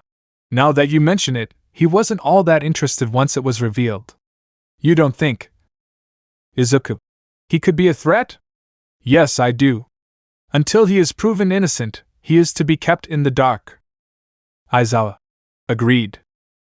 Just then, Nizu and Inko walked into the room. Nizu. I heard you solved it. What does it say? Izuku. Just your basic, I'm leaving it all to you now, letter. It says, Edward Alphonse Xing has fallen, it's up to you now. Nizu. I see. So it's gotten us no closer to a solution? Izuku. That seems to be the case. Todoroki. And you, Midoriya. The sound of Todoroki's voice pulled Izuku from his thoughts. Izuku. Yes? Todoroki. You are one of the strongest in our class, but I'm stronger than you. I'll prove that by only using my eyesight. Izuku. Fine. Do what you want, but if we fight, I'm only going to use part of my abilities. Todoroki. Which is? Izuku. I can destroy and reshape matter. So to fight you, I'll only use destruction. Seems fair. Half of your power against half of mine. Todoroki began to step towards Izuku, only for Kirishima to stop him. Kirishima. Hey, save it for the festival. Todoroki glances at him and scoffed before walking away. Bakugo. What crawled up his ass and died? Present Mike. Would the classes please make their way out to the field? Ida. That's our cue, come on everyone. The class collectively stood up and left the room, walking out to the large field and stopping at a raised platform. Present Mike. Ladies and gentlemen, Class 1A, one of two classes TO have survived the USJ invasion. 1B followed soon after. Present Mike. And Class 1B, the other hero course class who weathered the storm of a villain attack. He then proceeded to give the rest of the classes generic introductions, adding on to the animosity the non-hero courses felt towards the two hero classes. After all the classes were introduced, Midnight walked onto stage with a microphone. Midnight. Hello all, I'm going to be this year's host for the first year sports festival. Now before we begin, would the first year representative Katsuki Bakugo please come up for a speech? Bakugo walked up the steps, a smirk on his face. Izuku and Itsuka could both already tell he was up to something. He reached Midnight, took the microphone, and calmly spoke 3 words. Bakugo. I'm gonna win. He then handed the microphone back and walked back down to his class. All of 1A could feel the glares coming from the other classes. Midnight. Well, how about WR begin after that wonderful speech? A wieldy appeared next to her, and she spun it. After a few seconds, it landed on obstacle race. Midnight. An obstacle race, the students will have to race around the outside perimeter of this arena while avoiding several obstacles. You may slow down your opponents, but any outright harm will disqualify you from the rest of the festival. Please line up at the tunnel. The classes did as she told them. As they were waiting for her signal, Itsuka walked over to Izuku. Itsuka. You realize you owe my and hothead an explanation of where you've been. You hardly even trained with us. Izuku. Yeah, I know. We'll talk after the festival. She nodded and they both got into running positions. Midnight go. A buzzer sounded and the race began. Chapter 13. The race began and every student ran into the tunnel, though the air seemed colder than it should have been. All of a sudden the entire ground was covered in ice. Most students, including Izuku, were trapped. Izuku, cheap trick. He clapped his hands and touched the ice, turning it into harmless gases. He then continued to run. He quickly made it out of the tunnel and into the open, where he was promptly attacked by robots. Present Mike. Welcome to the first obstacle, the Robo Inferno. Izuku ducked under another strike. Quickly thinking of a plan, he clapped his hands and touched the robot, quickly making a spear out of its arm. Using his new weapon, he stabbed the robot's head and defeated it with ease. He continued running, though he noticed the large shadows coming his way. He looked up to see 2 gigantic zero-pointers falling towards him and other participants. Izuku. Let's try this. He dropped his spear, clapped his hands, and put them on the ground. A large area around him began to glow with blue sparks as he created giant stone supports to stop the falling robots. After he was done, he picked up his spear and began to run. He yelled to the students behind him. Just after he was out of the way, the supports began to crumble. Izuku yelling, I would hurry, I don't know how stable those supports are. He eventually reached a large pitfall with platforms connected by tight ropes. Present Mike. And on to the second obstacle, the bottomless pit. Izuku looked forward to see that he was way behind Bakugo and Todoroki. Thinking quickly, he used his alchemy on his uniform top, turning it into a leather whip. He then turned his spear into a pocket-sized cube and put it away. He backed up, ran towards the edge, and swung his whip at one of the ropes. It caught and he began to swing. Present Mike. Well, Midoriya is crossing the pit with nothing but a whip from stopping his fall. Izuku ignored Mike as he made his way across. His speed allowed him to get ahead of many students, though he was still far from the front. As he landed on the other side, he turned the whip back into the uniform top before running again. He soon made it to the final obstacle, the minefield. Present Mike. Now on to the last obstacle, the minefield. They may not be lethal, but they still hurt. Izuku watched a student step on one and get knocked back, which gave him an idea. He transmuted the ground to bring him a pile of mines. He then turned the metal cube into a sheet of metal. Present Mike. Once again, Midoriya seems to have the most insane plan I've ever seen. Izuku jumped into the pile of mines while using the metal sheet as a shield. This launched him towards the end at high speeds. However, he began to fall before he would make it. He noticed Bakugo and Todoroki beneath him. He clapped his hands, touched his metal sheet, and turned it into a pole. Izuku yelling, "Kak and Todoroki catch!" He threw the pole at the two who were just barely looking behind them. It hit them both in the head, making them fall into the mines below them. As they got blown back, Izuku landed. He noticed how the mines created bumps in the ground, so he jumped on the front of one, causing him to get sent forward. He continued following this until reaching the tunnel. By the time he did, the two he hit were already back on the move. Bakugo yelling, "That hurt, nerd." Izuku yelling, "Sorry." Just before they caught up to him, he passed the finish line. Present Mike. And first place of the obstacle race is Izuku Midoriya. Chapter 14. The next event was a cavalry battle, though it wasn't much of a challenge. Izuku made his team of Itsuka, Hatsum, and Tokoemi go underground using his alchemy. Due to winning first place in the obstacle race, he was given a 10 million point headband, meaning his team won easily. It was revealed that the next event would be a tournament. Now, Izuku was being led down a hallway by Todoroki. "Izuku, why did you want me here? If we don't hurry, then we won't be able to eat before the tournament." Not answering Izuku's question, Todoroki began to speak. "Todoroki, do you know of quirk marriages?" Izuku nodded. "Izuku, yeah, I do. They used to happen all the time to make children with strong quirks. Why?" A few seconds of silence went by when Izuku realized what was going on. "Izuku, you're a product of one, aren't you?" Todoroki nodded. "Todoroki, my father, who has a powerful fire quirk, forced my mother, who has an even more powerful ice quirk, to marry him. Me and my siblings are the aftermath, and I am the success. I am only using my ice to prove that I don't need his power. But that isn't why I called you back here." "Izuku, then what is?"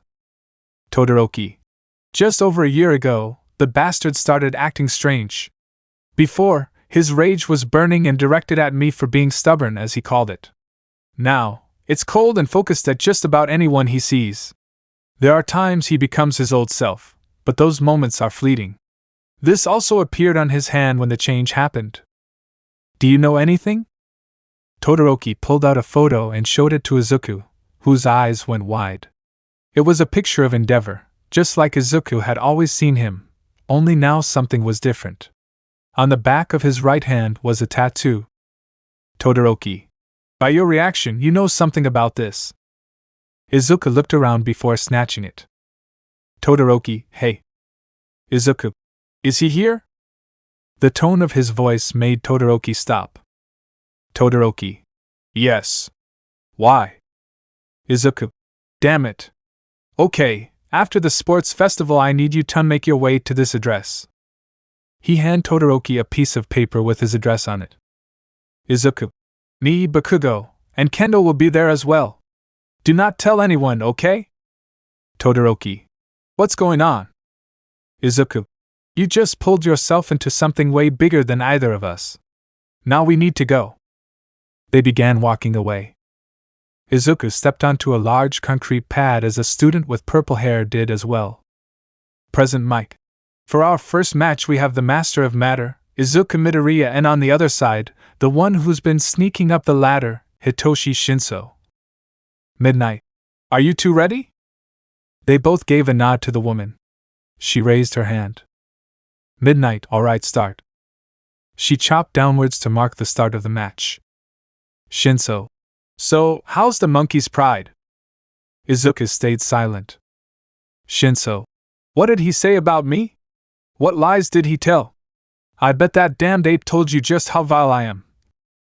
Izuku remained silent and charged forward. Getting desperate, Shinso yelled one last thing. Shinso yelling. Or that girl who would want to date some freak with big hands. Izuku jumped and wound back a punch.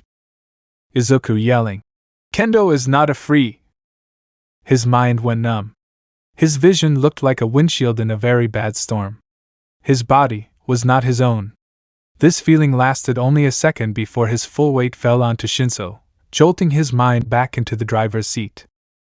Thinking quickly, Izuku rolled off of Shinso, stood up, clapped his hands, and used the concrete to push Shinso out of bounds. Midnight. Shinso is out of bounds. Midoriya wins. The crowd cheered and Izuku walked over to Shinso to help him up. Shinso smacked Izuku's outstretched hand. Shinso, I don't need your help. He stood on his own. Shinso, you were just born with a great quirk, while I'm stuck with my villainous brain Washington. Izuku chuckled. Izuku, that doesn't sound villainous at all. That would be an amazing quirk for a hero. You know the tired-sounding announcer? Shinso nodded. Izuku, go talk to him, he'll get you on the right track, I promise. With that said, Izuku walked back to his class seating area. Chapter 15. A few more matches had gone by, and now it was the final match of the first round. The fighters would be Itsuka and Bakugo. Bakugo stood from his seat and walked out, quickly followed by Izuku. Bakugo, we both know I'm gonna win. Izuku sighed. Izuku, yeah, but she'll definitely be a challenge. Bakugo smirked. Bakugo, yes, she will. I'm looking forward to it. Eventually they made it to the waiting room and Izuku let Bakugo prepare. Izuku then walked all the way to the other waiting room to see Itsuka.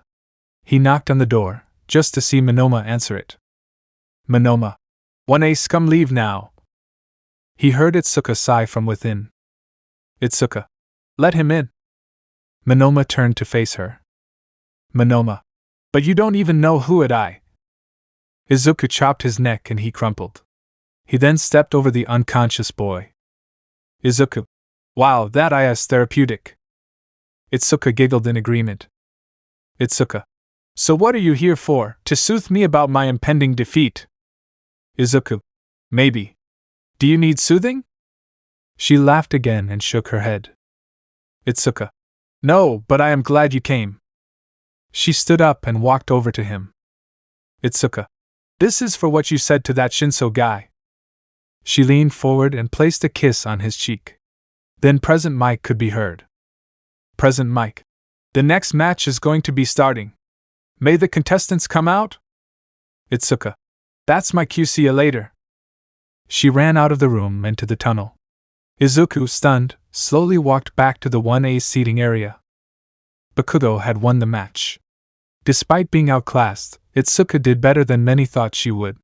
She used her quirk to throw debris around, hoping it would distract Bakugo. It almost worked until one final explosion made the dust and debris disperse. Now, Izuku walked out and onto the concrete arena. The second round started now. Present Mike. For the first match of the second round, we have Izuku Midoriya, Master of Matter, versus the cold and calculating Shodo Todoroki. Todoroki stared at Izuku from across the fighting area. Midnight. Are you two ready? They both nodded. Midnight. All right. She swung her hand down. Midnight, start. Todoroki immediately sent a wave of ice at Izuku, reached forward with one hand and used Destruction Alchemy to break the ice and stop its assault. Izuku then stepped through the cloud of ice dust. Izuku, I won't go back on what I said, Todoroki. You use half of your power, and I use half of mine. Todoroki scoffed. Todoroki, and you know why I won't use the other half. Izuku sighed. Izuku, all right. Guess this is just a half-ass battle then. He destroyed another wave of ice Todoroki threw at him, and kept walking. Izuku, ice is physical, I can destroy any physical attack. You can't win while using half your abilities. He destroyed more ice, then another. All the crowd could see at this point was a giant cloud of ice particles and the blue sparks of Izuku's alchemy. Soon the struggle stopped, and the cloud of ice died down to reveal Izuku was holding a frosted Todoroki by the shirt. Todoroki was lean so that if Izuku let go, he'd fall off the pad and lose. Todoroki, I won't use his chew. Izuku, is it him who ignites the flame, or you? If it was his quirk, his power, his fire, then he'd be able to force you to use it. It's your quirk, not his. Use it to be a true hero. Izuku then let go of Todoroki, but he didn't fall. Instead, he rose back up to a standing position. It was then Izuku felt the heat radiating from Todoroki himself. In response, he jumped backwards. Todoroki. You're crazy, you know that, right? To help your opponent even though it'll cost you your victory. Izuku. Guess I just can't help it. Izuku clapped his hands together. Todoroki. I'll finish this in one move. Todoroki unconsciously used both sides and lunged at Izuku. Izuku quickly touched the ice particles all over the ground and used them to create a wall of water. This was in vain, however, as Todoroki blasted through it and hit him. The next thing Izuku knew, he was blasted across the arena and fell off. Midnight. Midoriya is out, Todoroki wins. Chapter 16. Izuku sat in the Midoriya apartment. By his side was his mother along with Aizawa. In front of them stood both Bakugo and Itsuka. They were still waiting for Todoroki. It had been a mere hour since the end of the sports festival, but Izuku still feared Endeavor, or whatever was piloting his body, had gotten to Todoroki. It was then that a knock on the door was heard. Inko. I'll get it. She got up and left their sights, coming back just a moment later with Todoroki in tow. She reclaimed her seat next to Izuku while Todoroki sat across from them with Bakugo and Itsuka. Todoroki. All right, I'm here. What's going on? Izuku. First, I need to ensure something. Everyone here, minus Todoroki, are aware of the homunculi and what happened back during Edward Elric's time, correct? Everyone but Todoroki nodded. Izuku. Good. Take a look at this. He put the photo of Endeavor he took from Todoroki and placed it on the table. Everyone immediately spotted the red Ouroboros tattoo. Inko let out an audible gasp. Inko. No. It can't be. Izuku. How long has he been different, Todoroki? Todoroki. Just over a year. Bakugo. So the number 2's been an inhuman monster for more than a year, eh? Izuku. I'm afraid so. But Todoroki also told me that there are moments where his old self seems to return, meaning Endeavor isn't lost in the sea of souls within the Philosopher's Stone. Todoroki. What's a Philosopher's Stone? Izuku. A powerful object made using human souls. It has the capability to make its holder regenerate until it's empty. Inko. Or use the souls inside as raw materials, effectively making the law of equivalent exchange null. Todoroki. The what? Izuku sighed. Izuku. Alright. First thing you need to know is I'm quirkless. Todoroki looked confused. Todoroki. No, you aren't. You can change the shape and makeup of matter. Izuku nodded. Izuku. You're right, I can. But that's not a quirk, it's alchemy. Alchemy is an ancient practice, more ancient than the very ground we walk on. Todoroki. You're speaking nonsense. Izuku. You might think that. But tell me, have you ever heard of the Empire of Shing? How about the nation known as Amestris? Todoroki. I think I read something about them somewhere. Why? Izuku. Because they existed. Thousands of years ago, all connected. But the event that led to their separation, the very catalyst for our evolution towards quirks, is taking place once more, and we must stop it. Todoroki. How can you be sure? Izuku nodded towards the picture. Izuku. That and... He placed the decoded message on the table. Izuku. This. The homunculi were the soldiers of the original homunculus, who named itself Dwarf. He was defeated, though who's to say he didn't have a backup plan? If the homunculi are rising once more, then we have a lot of work ahead of us. Todoroki. Say I believe you, what does those sentences have to do with anything? Izuku. To defeat the one who takes all, the power for all but wielded by one is needed. The sins of the past are to be repeated. After great amounts of research, including looking through hundreds of newspapers, I found reference of an old villain named All for One. It was rumored that he could take and give quirks. Obviously quirks were nowhere near that powerful yet, so it was written off as nothing but a cautionary tale towards quirk children. Izuku motioned towards the message again. Izuku. This rumor fits the description of the one who takes all perfectly. If he was real, and really could take quirks, who was stopping him from taking quirks to slow his aging? Todoroki nodded. Todoroki. I see. Your logic seems sound, but who wrote this warning? Izuku. Ling Yao, 12th Prince of the Empire of Xing, ex-homunculi, ally of Edward Elric, and disgraced after attempting to stop the Emperor from recreating a Philosopher's Stone. That is what we know. What we don't know is how he knew they would resurface. Todoroki remained silent. Izuku stood up, walked over, and placed his hand on Todoroki's shoulder. Izuku. I understand this is a lot to take in. You can go if you want, but remember, you're part of this now. We have your back and we hope you'll have ours. Todoroki stayed silent for a few more seconds before looking Izuku in the eyes. Todoroki.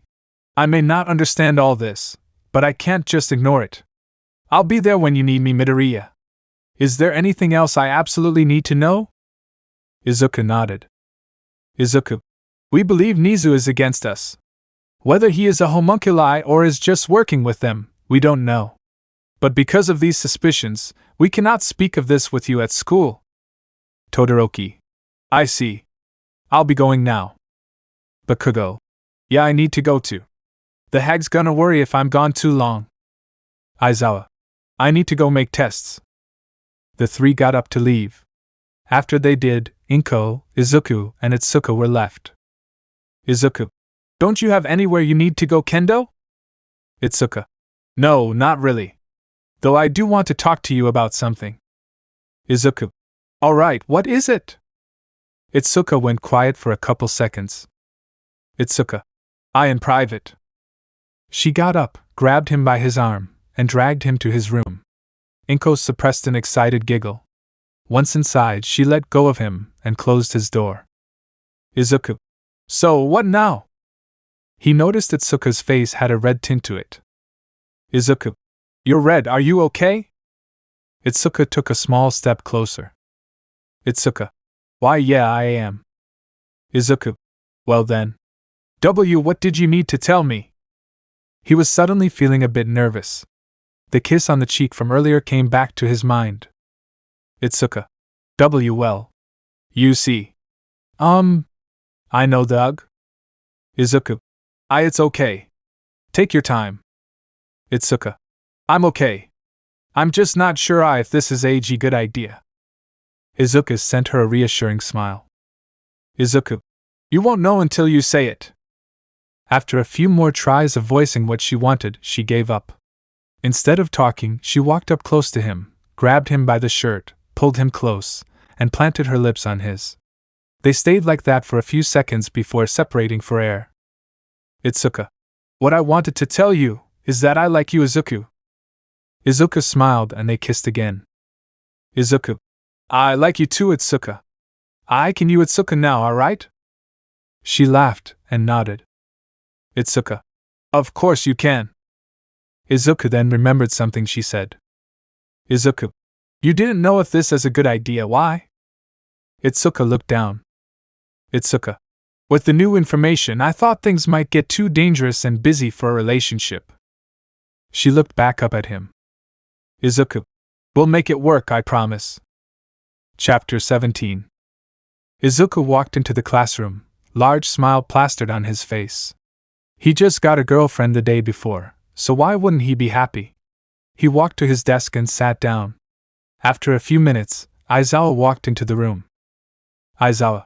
I must say, I'm impressed with your performances during the sports festival. However, just because you did well, doesn't mean you can afford to relax. Today, we're going to address the true goal of the sports festival, scouting. But before that, you all need your hero names, and as mine suggests, I'm not the best at that. These early names tend to stick, so think hard or else yo. The door burst open to reveal Midnight. Midnight.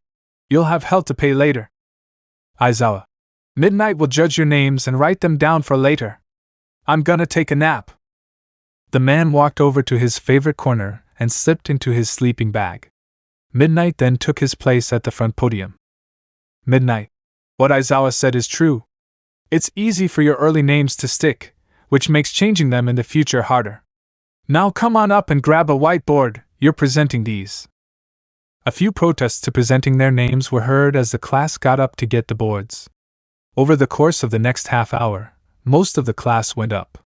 Now all that was left was Izuku. He got an idea and quickly wrote it down. He then stood and approached the front. Midnight. Think you've got yours, Midoriya? Izuku. Yeah. He stepped up to the podium and placed his board down. Izuku. I'm the Matter Hero, Fullheroic Alchemist. Midnight. Interesting. I like it. Approved. Izuku nodded and went back to his seat. Midnight wrote it down and left the room, the sound of the door closing waking Aizawa. The tired man took his place up front once more. Aizawa. Alright, now that that's done, we can move on. As you might remember, I mentioned the scouts that the sports festival leads to. While for your upperclassmen, these scouts usually lead to sidekick positions after they graduate, for you first years they tie into the internship program. He pressed a button on a remote and a projection appeared, containing the names of many of the students and numbers next to them. Aizawa. These are the students in this class who got scouted. The numbers are how many heroes scouted you. As you may have noticed, not all of you got scouts. This doesn't mean you're not getting an internship. There is a list of 30 agencies who are willing to take any of you on. I'll get your lists now. Aizawa left the room and Izuku looked to the projection to find he only had 11 scouts. Kaminari. Wow, I thought you'd get more Midoriya, especially with your fight against Todoroki. Izuku. Yeah. But maybe they think I'm too reckless. Zero. Yeah, as brave as that was, it was a pretty dumb move, Midoriya. Still cool though. Izuku chuckled. Izuku. No changing the past. I'll just have to outdo myself next year. Izuku was at home in his room. He scanned over his list again and again, trying to figure out who to go with. Then his eye caught one name, one he was surprised he hadn't seen before. Izuku. Edge shot. Night fell across Japan. Within one of its many cities stood the headquarters of the Hero Public Safety Commission. At the top, sitting at her desk, was the president of the organization. On her monitor, a video call from two individuals was answered. Madam President. Speak, my children. Pride first. The body of Niza came into frame. Pride. It seems we are being deceived by Midoriya and his cohorts. I do not know what information they are withholding, but I know they are not trusting of me. Madam President. I see. And what of your little pest problem? Pride. Niza is still conscious. He is very resourceful, and it seems the souls trapped within me are aiding him in eluding me. He is a coward. Madam President. Cowards are usually the ones to be wary of. Be on your toes, do not allow him to surface unseen. Pride. Yes, Mother. That is all I had to speak with you about. Madam President. Very well. Go about your duties. With a nod, the homunculus disconnected. Madam President. And what have you agreed? The tall and bulky frame of Endeavor stepped forward into the light. Greed. This body's youngest spawn has had multiple meetings with Midoriya. He is likely aware. The woman hummed for a moment in thought before speaking. Madam President. Gluttony will deal with him. Be on your way now. Greed nodded and shut down the call. Madam President sighed before standing and turning around to look out her office window. Madam President. Lust. I trust you can deal with Eraserhead? A woman's voice could be heard from the shadows of the office. Lust. Of course, Mother. It'll be done. A few footsteps were heard before the door opened and closed as the homunculus left. The president proceeded to gaze out at the city. Madam President. Izuku Midoriya. How fitting that his descendant would be a part of our plans. How unfortunate your father found us so early, he would have made an exquisite sacrifice. Chapter 18. Monday had rolled around and Class 1A all stood within the train station closest to UA, the costume cases and luggage in hand. Aizawa stood close to the edge of the platform, addressing the entire class. Aizawa. Remember, these pros are taking time out of their schedules and using their resources to train you. If they deem you a waste of time, they can send you back to us at will, and you will not like what I have in plan for any that do get sent back. Understood? He got a collective acknowledgement from the class. He then went and sat down on a nearby bench. While waiting for the train, Izuku noticed something and walked over to Ishido. Izuku. Hey Ishido. Is something wrong? Ishido. Yawn no. Why? Izuku. You just seem less energetic than usual. Ishido. Oh, well, you got me. I haven't been getting much sleep lately. It's nothing big, sometimes there's just a few days where I don't get too much sleep. It'll pass. Izuku. Whatever you say. Just know, as class rep, it's my job to make sure everyone's okay. The girl yawned and nodded as the train arrived. Izuku got on, as did a few others, as the train would take them to their stop. Izuku looked out the window as the train began to move. As he did, he could have sworn he saw Ishido grinning at him, and not her usual grin either. He then blinked, and she was back to being dead tired. He shook his head and looked again, still tired. He shrugged and pulled out his phone as the train fully left the station. President Mike walked down the halls of UA. Due to both first-year hero classes being on their internships, he had 2 free periods to do what he wanted, and what he wanted was answers. He had known Aizawa most of their lives. He knew when the man held a secret, especially a dangerous one, and it all led back to Izuku Midoriya. He would be damned if he let another friend die on him. He made it to the office Nizi gave to Izuku to use and entered. He would find his answers. Izuku looked at his phone one last time to make sure he was at the right building, as it looked like he was at the entrance to an ordinary apartment building. Izuku. This is the place. Wonder why he wanted me here. He entered the building and walked towards what looked to be a receptionist's desk. A man typing on a computer looked up at him as he approached. Receptionist. Name? Izuku. Izuku Midoriya. He typed on the computer. Receptionist. Room 112. Izuku. Thanks. He walked over to the elevator and pressed the button. Nothing happened. Izuku sighed as it appeared the elevator was broken. He walked to the stairwell and walked up to the 3rd floor. He found his way to the specific room and knocked on the door. Moments later, the floor beneath him disappeared and he fell all the way to the basement. He hit a large pad that cushioned his fall. Footsteps were then heard approaching him. Glad to see you made it. Izuku looked in the direction to see Edge Shot, who stuck his hand out. Izuku took his hand and was pulled up. Edge Shot. Apologies for the fall. Mr. Merrick tends to forget that most people don't like to fall that far. Izuku. At least there was a soft landing. Edge Shot. Heroes may be trained, but we still get hurt, even from those falls. He let go of Izuku's hand and motioned for him to follow, which he did. He continued to speak as they walked. Edge Shot. I'm sure you noticed the outside of this building. Izuku. Yeah. Is this really your agency? Edge Shot nodded. Edge Shot. Yes.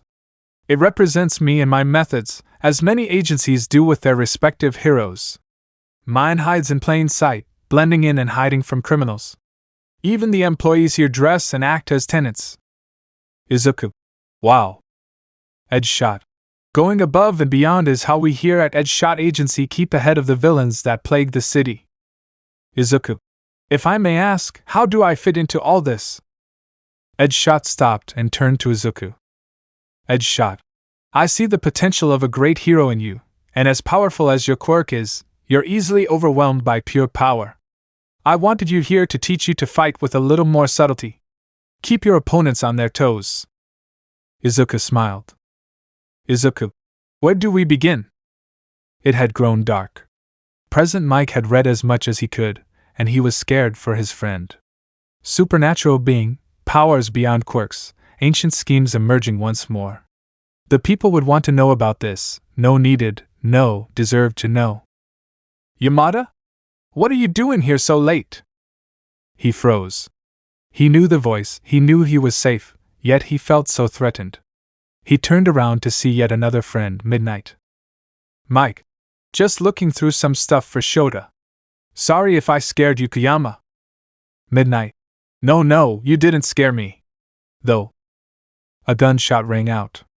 Mike felt a burning pain in his stomach and fell to his knees. He grabbed at his stomach and removed his now blood-covered hand. Mike. Why? Then he noticed it, her mask, something was off about it. It no longer had the small horn shapes on the bottom. He took in a breath, but suddenly her arm let off red sparks, extended, grabbed his directional speaker, and crushed it. He could no longer safely use his quirk. Mike. Why you aren't Kayama? Midnight? How did you know? Mike. Why you got the mask wrong? Midnight? Did I? The being touched its face. Midnight? I did. It snapped its fingers and corrected the mask. Midnight? Thank you, Mike. Now, as I was saying, you know too much. It fired and missed. Mike used his bloody hands to pick himself up and rushed the fake. He tackled it and began to choke it. Mike, I won't let you leave. Another shot to the stomach and he collapsed. The imposter pushed him off and stood. It turned to walk out when it felt something on its leg. It looked down to see Mike gripping its ankle. Mike, I will not let you leave this room alive. He took in a breath, prepared to deal with the consequences of using his quirk without his speaker. Then the thing kicked his jaw and broke it. The pain made him let go. It dropped the gun, walked out of the room, and closed the door. It walked out of the building. The immediate area was filled with light from red sparks as it returned to its true form. Monoma pulled out his phone and called someone who picked up. Madam President. Yes, Envy? Envy. President Mike was getting too curious. He has been eliminated. Madam President. Who is on camera? Envy. Midnight as you wanted. Her fingerprints are even on the gun. Madam President. Good. Get back to your internship. The call ended and the homunculus walked away down the road. Chapter 19. It had been a couple days since the start of the internships. Izuku stood next to Edge Shot on the roof of a building in the outskirts of the city. It was dark. Izuku's coat and his host's scarf were flowing in the breeze. They were scouting out a warehouse for Izuku's first mission. Izuku. So we're going to take down a gang? Edge Shot. Yes.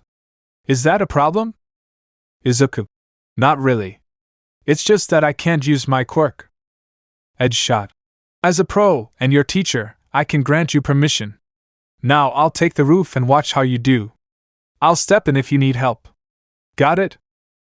Izuku nodded and Edge Shot leapt from the roof. He then climbed down the building and over to the warehouse the gang was in.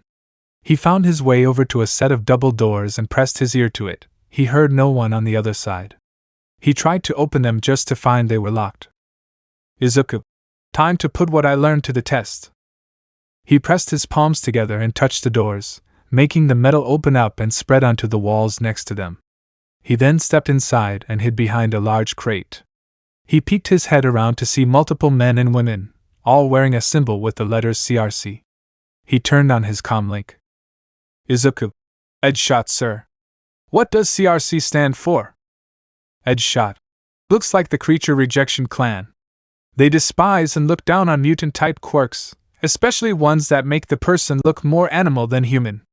They normally stay out in the countryside, though this branch would explain the recent disappearances. Good luck. The comm clicked off. Izuku looked around and noticed a few of them all standing around a table. He also took note of the crate he was hiding behind, being labeled with a flammable warning. He opened it up with his alchemy to find barrels of oil. He got an idea. He pressed his palms together, touched the floor, and raised 2 small lines to act as a path. He then opened a few of the barrels and let the oil spill out.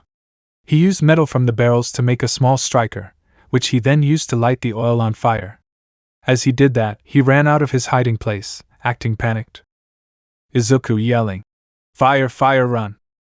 The confused gang members barely had time to process his existence before they saw the fire.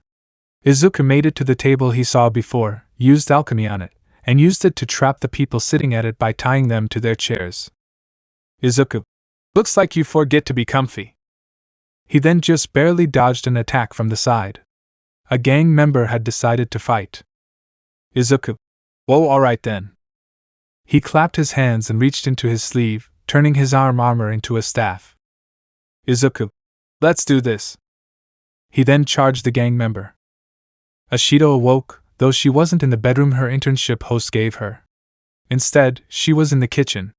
The light then turned on, so she turned to the switch, to find her host, Gang Orca, standing there. Gang Orca.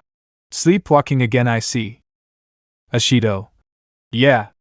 Yawn, but I don't know why I'm tired. Don't sleepwalkers, sleep? Gang Orca. Yes. Your condition is strange. I will do some research in the morning. You should get to bed. Ashido nodded and went back to the room he gave her. She laid down on the bed and got under the covers, then she felt a pain, like a really bad ache in her chest. Ashido. Not again.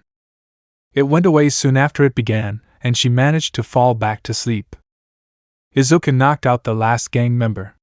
Edshot joined him in the warehouse. Edshot. Good job. Though I would prefer it if you didn't set a fire. Izuku. At least it worked. Edshot. We're also lucky these people were off guard. Izuku nodded. The two heard sirens. Edshot. I'll go talk to the police. See if you can find anything. Izuku nodded and the hero left. Izuku then began to look around. Most of what he found was just supply lists and lists of targets, but one thing caught his eye. It was a letter, and instead of a name, it was signed with a stamp of a red Ouroboros. He picked it up, and quickly stashed it in his pocket. It seemed the homunculi had hired help. Chapter 20. Itsuka woke up in the room Iwabumi had lent her for the duration of her internship. Yawning, she sat up to find she had actually woken up earlier than normal. She stood from her bed and looked to the standing mirror that was in every room in the building and saw her hair. She reached up to touch it just to feel it was still just as soft and springy as the day before. Itsuka. These products really do their job. No wonder Iwabumi makes so much from those commercials. Not feeling tired anymore, she quickly showered and got dressed in her casual clothes. She finished by putting her hair up in her signature ponytail and left the room. Iwabumi had granted both Itsuka and Yaoyorozu an uninhabited floor of her building to sleep in, so when Itsuka walked out, no one was there. She could hear Yaoyorozu snoring from across the hall and waved it off. The sound had become background noise to her after a couple days of internships. Itsuka continued to walk down the hall to a living area complete with a kitchen and small lounge with a TV. As she entered, she could hear a voice from the bathrooms that sounded like Iwabumi. Confused, she walked over to the women's room door and knocked. A startled yelp was heard from Iwabumi. Iwabumi. Who is it? Itsuka. It's me, ma'am. Is something wrong? Iwabumi. Not at all, just having trouble with makeup is all. I apparently left the lipstick I wanted down here. Itsuka. Alright. Good luck. Itsuka then went to the kitchen to make some breakfast for her and Yaoyorozu. Soon after, Iwabumi came out, fresh lipstick on and a troubled look on her face. It was now midday and Iwabumi and her interns were on a train going to another city. Yaoyorozu. Ma'am? Could you explain why we're going to Kamino? Iwabumi. MT lady invited us to be in a photo shoot. That's all. Upon saying the fellow hero's name, Iwabumi flashed a fearful look which caught Itsuka's eye. It was clear more was going on. MT lady yelling. Come on, clean, they'll be here any minute. Mineta. Why yes ma'am. Over his internship, Mineta had learned just how harsh the total babes he was thirsting over could be. MT lady had forced him to clean while being more lazy than he had seen even Kaminari be. While he was there to hopefully score even a hug, he knew just how important his hero career was, so he asked for training, just to be told to clean again. The second time he asked, however, she took him outside the city, threw him in her giant state, and called it training. To say he was scared of her was an understatement. There he cleaned for the next half hour, ensuring not a speck of dust remained. After a while, MT lady had re-emerged from her room, now sporting a variant of her hero costume. Instead of the full bodysuit, It was now 3 pieces: a pair of yoga pants made to resemble the bottom half of her costume, a cropped t-shirt with the same pattern as her costume top, and a striped jacket with her colors on it. "My Netta. LL looking good, ma'am." Empty Lady just scoffed. "Empty Lady. Whatever. Just hope we can finish this early, I hate working." A knock was heard and the hero rushed over to the door to open it. When it opened, Mineta felt a wave of hope wash over him as he saw 2 familiar faces, Itsuka and Yaoyorozu. "Empty Lady. Hello, come in, Iwabami. I need to talk to you, please come with me." Iwabami. "Why, yes. Of course." Empty Lady. "Perfect, you 2 can sit right in here." She closed the door as the 3 walked inside. She then led Iwabami to another room as Itsuka and Yaoyorozu sat down. Mineta rushed over to them. "Mineta. Yaoyorozu Kendo, you have to help me." Yaoyorozu. "Mineta? Why? I figured you'd love it here." Mineta. "That was before she turned me into her personal cleaning maid." Itsuka. "What about patrols?" Mineta shook his head. Mineta. "None, plus the only time we trained, she took me to the forest outside the city and threw me. It took hours to get back here." Itsuka. "Weird." Yaoyorozu. Yaoyorozu. "Yes? Did Iwabami seem off to you?" Yaoyorozu. "Yes, actually. She seemed afraid of Empty Lady." Mineta scoffed. Mineta.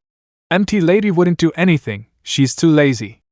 She only works to get money and then complains about it." Itsuka. "Lazy?" Mineta. "Yes, she puts anyone in our classes to shame." Suddenly, a hand was placed on Itsuka's shoulder. "Empty Lady. What are you 3 talking about?" Itsuka looked behind her, just to see Empty Lady glaring into her eyes.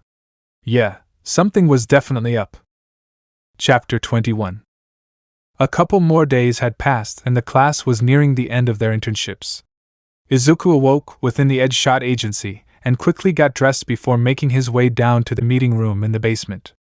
As he entered, Edgeshot greeted him. Edgeshot. "Ah, good morning, Midoriya. Someone is here to see you." Izuku. "Who?" His host gestured towards a meeting table and revealed Aizawa, who wore a grim expression as well as red eyes, suggesting he had been crying. Izuku. "Mr. Aizawa? What happened?" Izuku walked over to his teacher. Aizawa. "They got Yamada." Izuku froze. The homunculi had gotten to present Mike? That shouldn't have been possible. Despite his over-the-top and outgoing attitude, he and Aizawa shared a level of constant alertness that he was sure rivaled Edshot's. Unless... Izuku. "How?" Aizawa pulled out an envelope and tossed it onto the table, allowing several pictures to spill out. These pictures were of security footage that showed Mike entering Izuku's investigation room, what looked to be Midnight entering, and then the woman leaving without Mike and holding a gun. Izuku clenched his fists. Anyone who knew Midnight knew she didn't have the capacity to kill her friends. That left only one conclusion in Izuku's brain. Izuku. Envy. Aizawa. My thoughts exactly. Especially considering Kayama's been on vacation up north during the work studies. Izuku. But the public doesn't know that. Aizawa nodded. Aizawa. Midoriya. There's no longer any doubt Nizu is against us. So tell me, what do we do? Izuku stayed quiet and thought for a moment before speaking up. Izuku. We need a plan. We need to get out of their eyes, even just for a little bit. Gather our allies and meet somewhere we know they can't see us. Aizawa. Alright. Kayama should be brought into this. Izuku. Agreed. Edgeshot too. Especially considering he's been here the whole time. It was then the ninja hero walked over.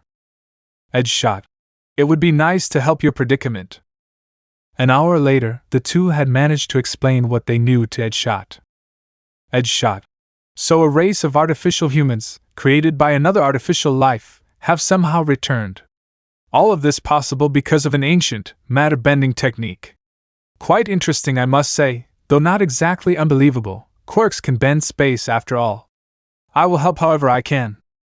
Aizawa. Right. He pulled out a pen and wrote on a piece of paper that was on the table before tearing off what he wrote and handed it to Izuku. Aizawa. Tomorrow, meet at this address. Everyone will be there. I need to go get the others, good luck. With that said, he left the agency to do what he said. As he did, Edgeshot took a look at the address. Edgeshot. Hosu? Ashido awoke, the familiar feeling of tiredness being more intense than ever. Her sleepwalking was getting worse and worse. Not even medication seemed to be helping. She felt frustrated. Her sleepwalking was only occasional when she was little, and back then her energy was hardly ever low for long. Now though? It seemed she needed coffee and energy drinks just to make it to lunch. Ashido. Why? What could be causing this? It was then she realized this only started after her first battle training. That night was the first night in over a year she sleepwalked, and it was the first time it left her tired. What had happened that day to cause this? She suddenly felt a yawn coming up.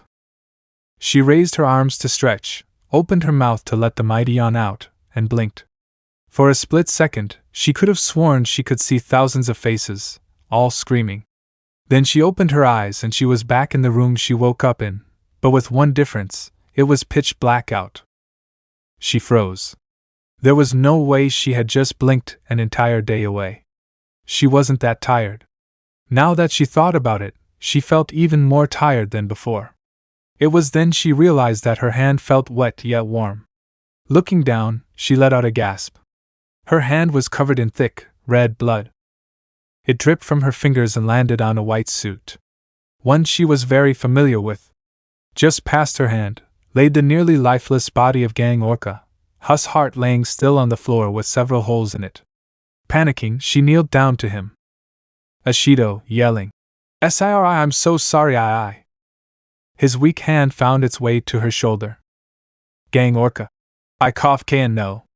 It I is oh cough okay. J just promise me one thing. Ashido. Anything W what is it? Gang Orca. Do and not cough let I it win. With his final words said, his hand fell limply from her shoulder, and the hero passed on. Then, Ashido blinked, and the next thing she saw was a red torrent of souls and a large face staring her down. Her life would never be the same. Chapter 22. Izuku and Edgeshot arrived at the address Aizawa had handed to them. Both were in their hero attire.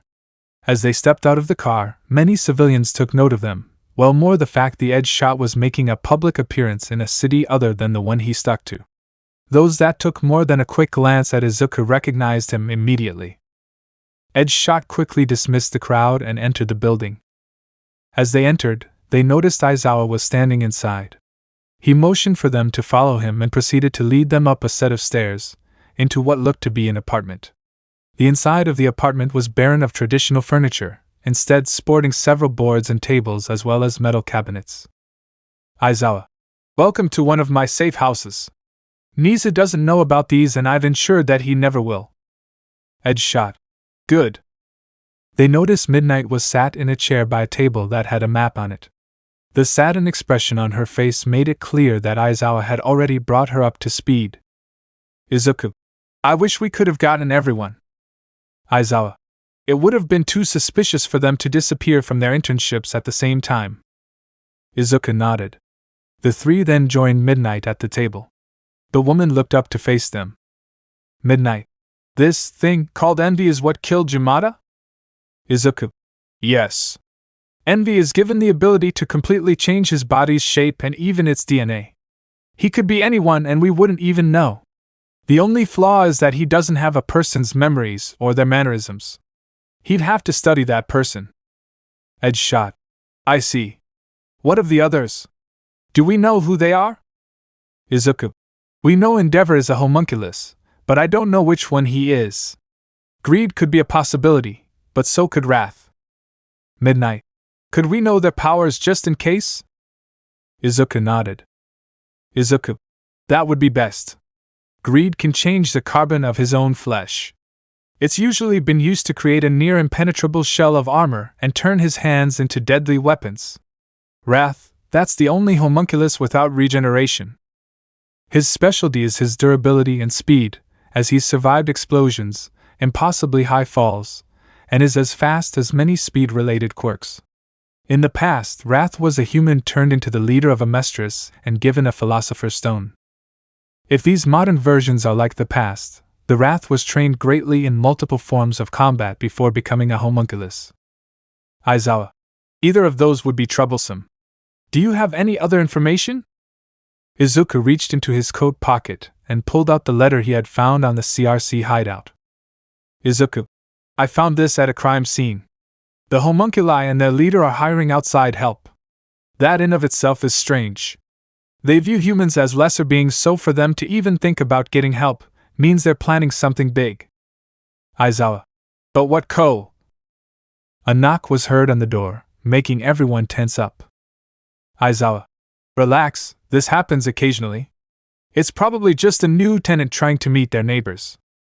He walked over to the door and opened it, to find Ashido standing on the other side in her own hero costume. Aizawa. Ashido? How did you? She raised her arm in front of herself and her fingernails suddenly extended. Aizawa managed to avoid most of the attack, but one nail scratched his cheek, easily slicing through and drawing blood, and another was buried in his arm. Izuku, recognizing the power, immediately looked to her chest to find a bright red Ouroboros tattoo. Midnight. What? How can she do that? Izuku. Because she isn't Ashido. That's lust. It's a pleasure. Midnight stood from her seat and Edgeshot began to prepare an attack. Lust. Oh, that won't do. She snapped her fingers, and the wall that faced the outside was smashed in. Izuku turned to see what he could only describe as another Nonu, with two smaller gray Nomu alongside it. Lust. Be good boys and take care of the extra baggage. Eraser is mine.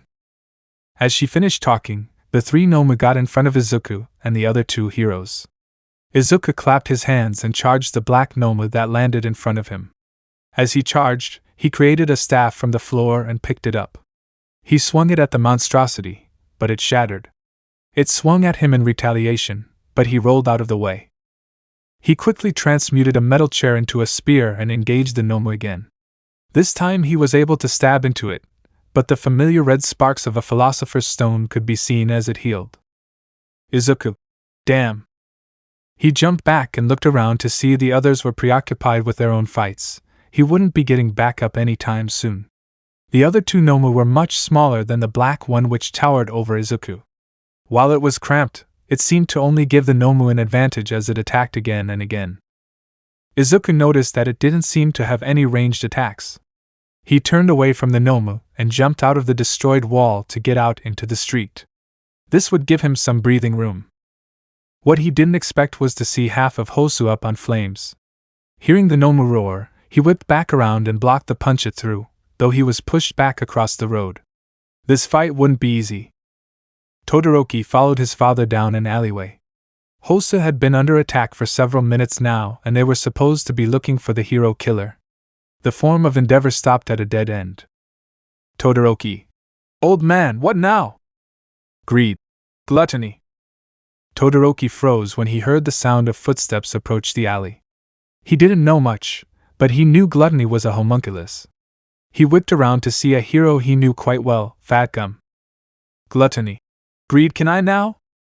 Todoroki looked to the homunculus controlling his father. Greed. Yes, gluttony. You can have your snack.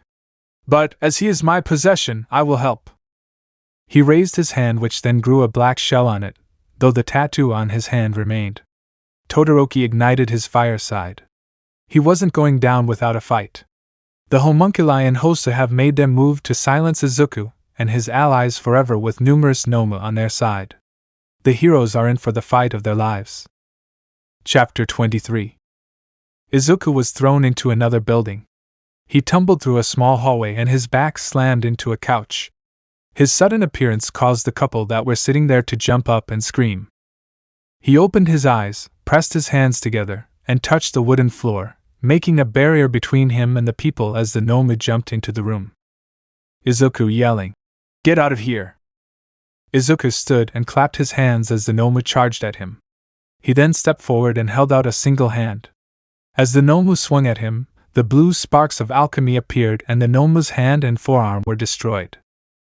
Izuku smirked as he clapped his hands again, doing the same to the other arm, this time destroying the upper arm, making the rest fall to the ground. He ducked under a swing from the first arm, which had regenerated, and used alchemy on the floor, impaling the Noma through the stomach. The Noma broke the wood, detaching it from the ground, but leaving it in its stomach. Izuku, getting an idea, charged forward and once again used alchemy on the wood. He touched the wood, impaling the Noma, and made it spread through its body, immobilizing the creature. After doing this, he quickly jumped up to its head and attempted to reach for the stone, but the Noma broke free of its internal blockade quicker than Izuku anticipated and grabbed his leg. He was then thrown through the wooden wall he made, revealing the couple was still there, the two frozen in fear. He tackled them to the ground as the Noma charged off the wall and towards them. The monstrous creature turned and swung downwards to the group, and Izuku once again used destruction alchemy to stop the attack. He then transmuted a piece of his armor into a large knife and lunged past the Noma before turning around and cutting the back of its knees, making it fall. After that, Izuku leapt onto its back, stabbing through its spinal cord, making it flop forward. The couple scrambled to get out of the way. Before it could regenerate, Izuku plunged his hand into its exposed brain and plucked out the Philosopher's stone that it held, stopping it from healing. Sighing, placed it in his pocket and turned to the couple. Izuku, you two should find somewhere safe. There's more of these everywhere out there. Quickly nodding in agreement, the two ran out of the apartment. Izuku then walked back to where he made his entrance. He was on the 5th story of an apartment complex, 3 blocks away from where Lust had attacked. Izuku, I just hope they're okay. All of a sudden, his phone buzzed. He looked at it to see 2 messages, one in the 1A group chat from Ida, the other from Todoroki. They both showed one location, an isolated alleyway in the outskirts of Hosu. Todoroki had also managed one word, Homunculus.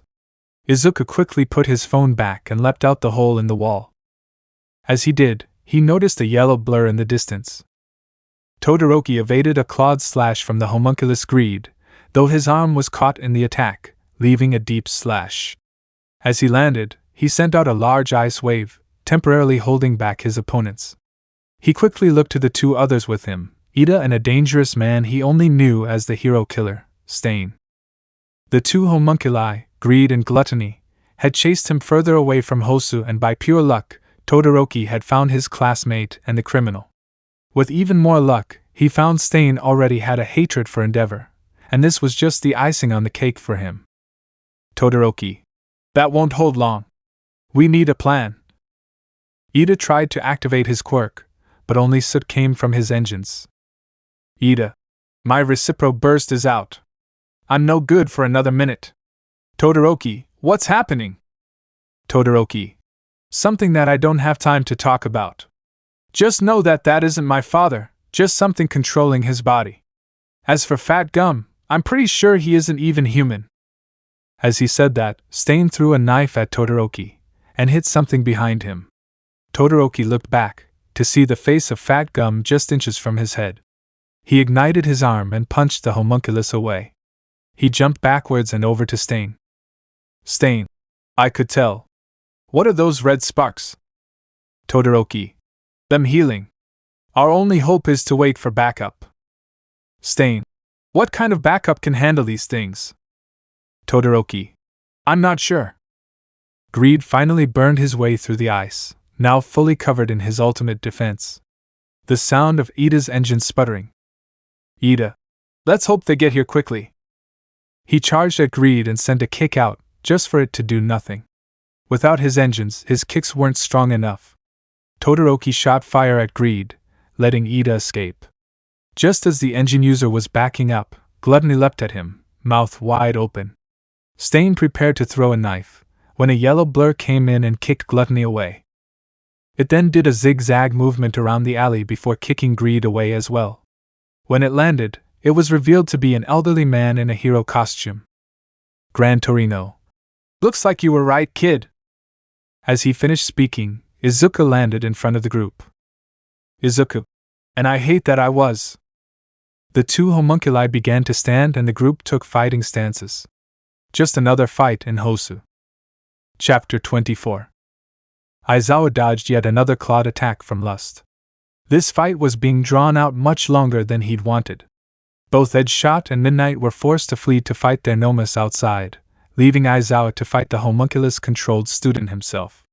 He was just thankful he could stop her from using Ishido's acid. He threw one end of his capture tool at her, but she was able to cut it short.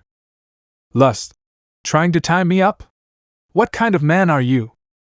She attacked him again, one of her nails making a deep cut in his leg as he jumped back. Aizawa, that isn't what matters right now. Lust, oh? Then what does? Another swipe of her nails, but they were stopped this time, being pushed back by something. It was then she noticed Aizawa had drawn his knife. Aizawa, what matters is getting you out of my student's body and setting her free. He ducked as he removed his blade from her nails, letting them harmlessly pass over him. He had to finish this quickly. He could feel his eyes getting heavier. From his position, he charged at her. Lust, well, that isn't going to happen. She attacked and he jumped, getting another cut, but he kept going. He quickly got within arm's reach of her and cut off her left arm as she attempted to strike him again. Lust, what happened to protecting your student? Aizawa, as long as you have that stone, her body will be fine. He stabbed into her stomach, but before he could do anything else, something struck his back, and hard. He fell to the ground, and because of both the blow and the impact with the floor, he blinked. Still, he wasn't a pro for nothing. He acted fast, quickly rolling out of the way as a massive glob of acid hit the floor where his head once was. He then got to his knees and blocked a nail swipe with his blade. He finally looked at her to see what hit him. Her arm was already fully healed, way faster than he anticipated. Lust, well, you look tired, Eraser. Feeling worn out? She was right. He was breathing hard and was sweating profusely. He wasn't pushed this hard or forced to use his knife at the USJ. He lists a lot of his fighting capabilities due to teaching long ago. It was his own fault for not training regularly or taking on the dangerous cases he used to. He gripped his knife harder. Aizawa, not a chance. Lust was about to throw acid at him, but he quickly used his quirk and stopped her. This led to her winding up another slash. Thinking quickly, Aizawa grabbed the table and kicked it towards her, making her defensively cut it rather than attack him. The next thing she saw were two metal chairs flying at her from either side that he threw using his capture tool, as well as Aizawa charging her directly. She swung both arms, cutting the chairs and aiming for the hero, but missed him. It was then she noticed he wasn't holding his knife. He grabbed two chair pieces out of the air and quickly closed the distance between him and her. Using the sharp metal pieces, he pinned her arms to the wall by stabbing through them. He then pulled out his knife again and plunged it into her chest, just above the Ouroboros mark. Aizawa, talk, and I might let your stone stay intact. Lust scoffed. Lust, and risk killing your precious student? You don't have the balls to do that, Eraser. He twisted the knife. Aizawa, I can find a quirk to save her. Yelling, now talk. Lust, now, that's no way to treat a lady. Aizawa put his face a mere inch from hers. Aizawa, we both know you're no lady. And I'm starting to think we don't need you. He backed up, removed his knife and stabbed her stomach as her chest began to heal. Lust, and just how do you plan to get rid of me? The stone ensures I stay. Even if you remove it, a new body will grow around it. Aizawa, oh, I am well aware of that, and that stone is going nowhere. But thanks to Midoriya, I know another way. Lust, and what could that brat have told you that makes you think you can do anything without alchemy? Lust laughed as Aizawa stabbed her shoulder. Aizawa, that each time you regenerate, the souls inside the stone are used as fuel. What would happen if the soul chosen to represent lust gets used? Lust, this body's soaked would have to take control for that to happen. Her chest again. Aizawa, well then, she better. Ishido, if you can hear me, wake up. A real hero would find a way out of this situation. Another stab to her gut. Aizawa, wake up and use her soul. Izuku transmuted a stone wall to block a fire blast from greed. As the fire died down, Ida charged forward and kicked the bulky homunculus, but even with his engines, the carbon armor barely suffered a crack. Todoroki froze Gluttony's legs and both Gran Torino and Stain kicked him away again, but the little damage it did healed quickly. Izuku looked around. This was bad. They were up against the two most physically durable homunculi, and even fighting them 4-on-2 wasn't working. It was then he hit an idea. Izuku. Todoroki, I have an idea. Todoroki blasted fire at Gluttony to keep him away. Todoroki. I'm up for suggestions here. Izuku. We can't fight them. We need to get to populated areas so they'll fall back or don their hero personas again. Throw some ice my way and I'll make us some cover. Todoroki. Like the sports festival, right? He quickly turned around and stomped his right foot, sending a large wave of ice at Izuku, who clapped his hands. Izuku. Get ready to run. He reached out his hand as the ice approached him, and used Destruction Alchemy once again to create a mist of ice and water particles. This distraction was just in time as Greed attacked again, his attack landing next to Izuku. Izuku yelling, "Now go!" He grabbed Ida and Stain and ran in the direction of the center of Hosu. He just had to hope that they were fast enough. Chapter 25. Deep within a sea of red, filled with the screaming faces of collected souls, laid Mina Ashido. She slowly opened her eyes, feeling severely tired, as if she hadn't slept in days. Not even the screams could shake the feeling from her mind. Confused, she stood up, holding her head with one hand as a massive pulse of pain flooded through it. She looked down, seeing that she was floating even though she felt something solid under her feet. Ashido. What happened? Another wave of pain, and along with it, she was hit with the memory of kneeling next to the dying gang Orca. Ashido, and no. More pain and another memory, this one wasn't her own. It showed her stabbing into gang Orca's chest with long, sharp, claw-like fingernails and tearing his heart out of his chest. She grabbed her head with her other hand and tears began to well up in her eyes before falling. Ashido, yelling, "Stop, please!" She fell to her knees and held her head tighter. Ashido, please stop. As she was crying, she felt something touch her shoulder. She turned to see what looked to be a small boy, though he was entirely red and didn't have many features. Boy. Miss, are you alright? Ashido shook her head. Ashido. And no, first my sleepwalking comes back, then something takes over my body and kills my teacher. Nothing about this is alright. She blinked and the boy was gone. She heard sounds on her left and turned to see another soul in the shape of an elderly woman. Woman. My dear, allow me to give you a piece of advice. Things will only stay bad if you let them. Ashido. And what does that mean? Woman. You're sitting here, all alone like there is no solution to the problem at hand. Except, you don't know that for sure, do you? Ashido then watched as the woman began to turn into a red mist. Ashido stood and ran to try and catch her. Ashido. Wait, come back. The woman had faded completely. Ashido, yelling, no dammy. She felt a sharp pain in her stomach that quickly faded and then a voice in the distance. Kapi. Ashido. Hello? She called out towards the voice but heard nothing in return. Another woman, this one around her age, walked out of the torrent of souls. Woman. You hear it?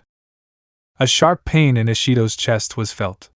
This pain faded too as the woman suddenly turned into mist and disappeared. Sure. AQ? Ashido continued forward. The pains in her stomach and chest returning every few seconds. Izuku, Gran Torino, Todoroki, Ida, and Stain were running through the city.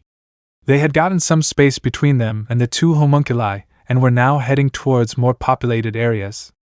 They ran past several streets with smaller gray Nomu and a few heroes taking them on.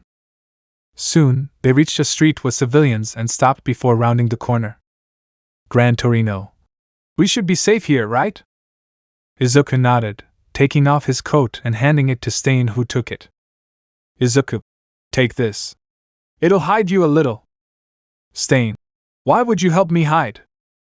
Izuku. Because, like it or not, you're part of this now. Izuku turned to Ida. Izuku. And so are you. Ida. And what exactly is this? Todoroki. Later. For now, we need to find our way out of Hosu. Midoriya, they may be after your mother as well. Izuku. And Itsuka. Gran Torino. Then we should move. Come on. As Stain finished putting Izuku's coat on and taking off his mask, they moved on to the populated street. They weaved their way through the crowd, looking back every so often to make sure they weren't being followed. Eventually they noticed Greed and Gluttony, now acting like their disguises, but their pursuers didn't see the group. Stain. Do we have a destination? Izuku. Until we can leave Hosu, no. All we need to do is wait and survive. Gran Torino, yelling, look out. Izuku looked up to see a black Noma leaping into the crowd. Gran Torino began to fly around, grabbing people to move them as Izuku clapped his hands and touched the road, making a half-dome made of asphalt as well as support beams to reinforce it, though it only slowed down the monster, who broke through it instantly. Todoroki froze its leg, letting Izuku jump away from it. Stain jumped over it and swung his katana at it, slicing it and getting some blood. Stain. Fear not. It will be easy prey. He liked the blood, but the Noma wasn't affected. Instead, it turned its attention to him. Stain. What? He ducked under a punch. Izuku. The Philosopher's Stone must be stopping your quirk from staying in effect. Izuku transmuted the road again to stab into the Noma using spikes. He clapped his hands again, and used the armor on his right arm to make a blade on his wrist. He charged at the immobile beast and stabbed into its brain. He stuck his hand inside, searching for the stone, but there was nothing. Izuku. It can't be. The Nomu broke out of the spikes and shook Izuku off before the red sparks appeared, showing that it did in fact have a stone. Izuku hit the ground hard, knocking the wind out of his lungs. As he tried to catch his breath, the Nomu began to walk towards him, shrugging off attacks from the others. Not even Todoroki's flames affected its path. Just as Izuku was able to breathe properly again, it rose its fist and swung down. Todoroki, yelling, Midoriya. Gran Torino, yelling, run kid. Izuku was helpless, only able to watch as the fatal fist got closer and closer to his head. Time seemed to slow to Izuku. Even the smallest of time felt like an eternity as he waited for the blow, but it never came. Instead, he heard the sound of something sharp passing through flesh and the sound of a small stone hitting the ground. He looked down and saw a long, red fingernail sticking out of the Noma's chest and the familiar shiny red stone on the ground beneath his legs. Ashido. Need some help, Midoriya? Chapter 26. Izuku opened his eyes, finding himself in a hospital room. Groaning, he sat up and looked around. It was light outside, telling him it had been at least a few hours since almost being killed by the Nomu, which was the last thing he could remember. It was then he noticed who else was in the room with him. In the other 5 beds laid Aizawa, Esshot, Ida, Todoroki, and even Stain. He looked to the side of his bed and found his mother and Itsuka both asleep. There was another person though, one Izuku would be dead without, Ashido. She was standing by the windows at the far side of the room, an oddly gloomy expression on her face. Izuku pulled himself out of bed, wincing due to pain in his forearms and his side as he did. After he was standing, he walked over to his homunculus classmate and placed a hand on her shoulder. This startled her and made her look at him in surprise. Izuku. Are you okay? Ashido remained silent for a few more seconds and shook her head. Ashido. No, I'm not. She looked back out the window and Izuku followed her gaze, seeing multiple collapsed buildings and other severe damages. Ashido. I caused all this, Midoriya. She looked at her hand and extended her nails a little. Ashido. She may have been in control, but it's my body that she used. It's my body, but I had no choice. Izuku went quiet but sighed after a few moments. Izuku. I can't say I know what you went through or what you're going through now, but please know one thing. He gently spun her around and gestured to the others in the room. Izuku. All of us are here for you. Out of all of us, you're the one who's been affected by the homunculi the most. But there is good that's come from this. Ashido. Yeah? And what's that? Izuku. You conquered lust. She let out a small giggle. Izuku. Not like that. She smiled and sighed. Ashido. I know. It was just kinda funny. Izuku smiled back. Izuku.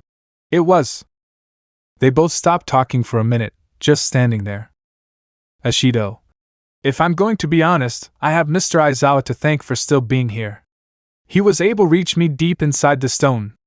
Not just that, he spurred the other spirits inside into action. They helped me gain the will to take my body back. If it wasn't for him, both me and the others would just be sitting in there, waiting until we got used.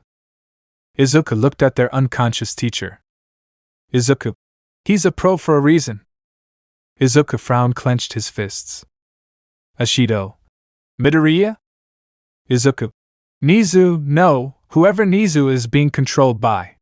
They set us up. They knew where Mr. Aizawa's safe house was. They know about my connection to the Elrics somehow. Ashido. What are you talking about? Izuku. Edward and Alphonse Elric, they're the ones who stopped the homunculi originally, and from the tales of their adventures, when the homunculi are involved, there's no such thing as coincidence. Izuku sighed and unclenched his fists. Izuku. But for now, all that matters is that everyone's safe. Where's Ms. Midnight? Ashido shrugged. Ashido. Gran Torino took her somewhere else to get treated. Mr. Aizawa said she was framed, so that's probably why. Izuku groaned, looked to the ceiling, and leaned back on the windowsill. Izuku. And with Nizu against us, we won't be safe at UA. Ashido. Why not me? I'm technically lust in their eyes. Izuku shook his head. Izuku.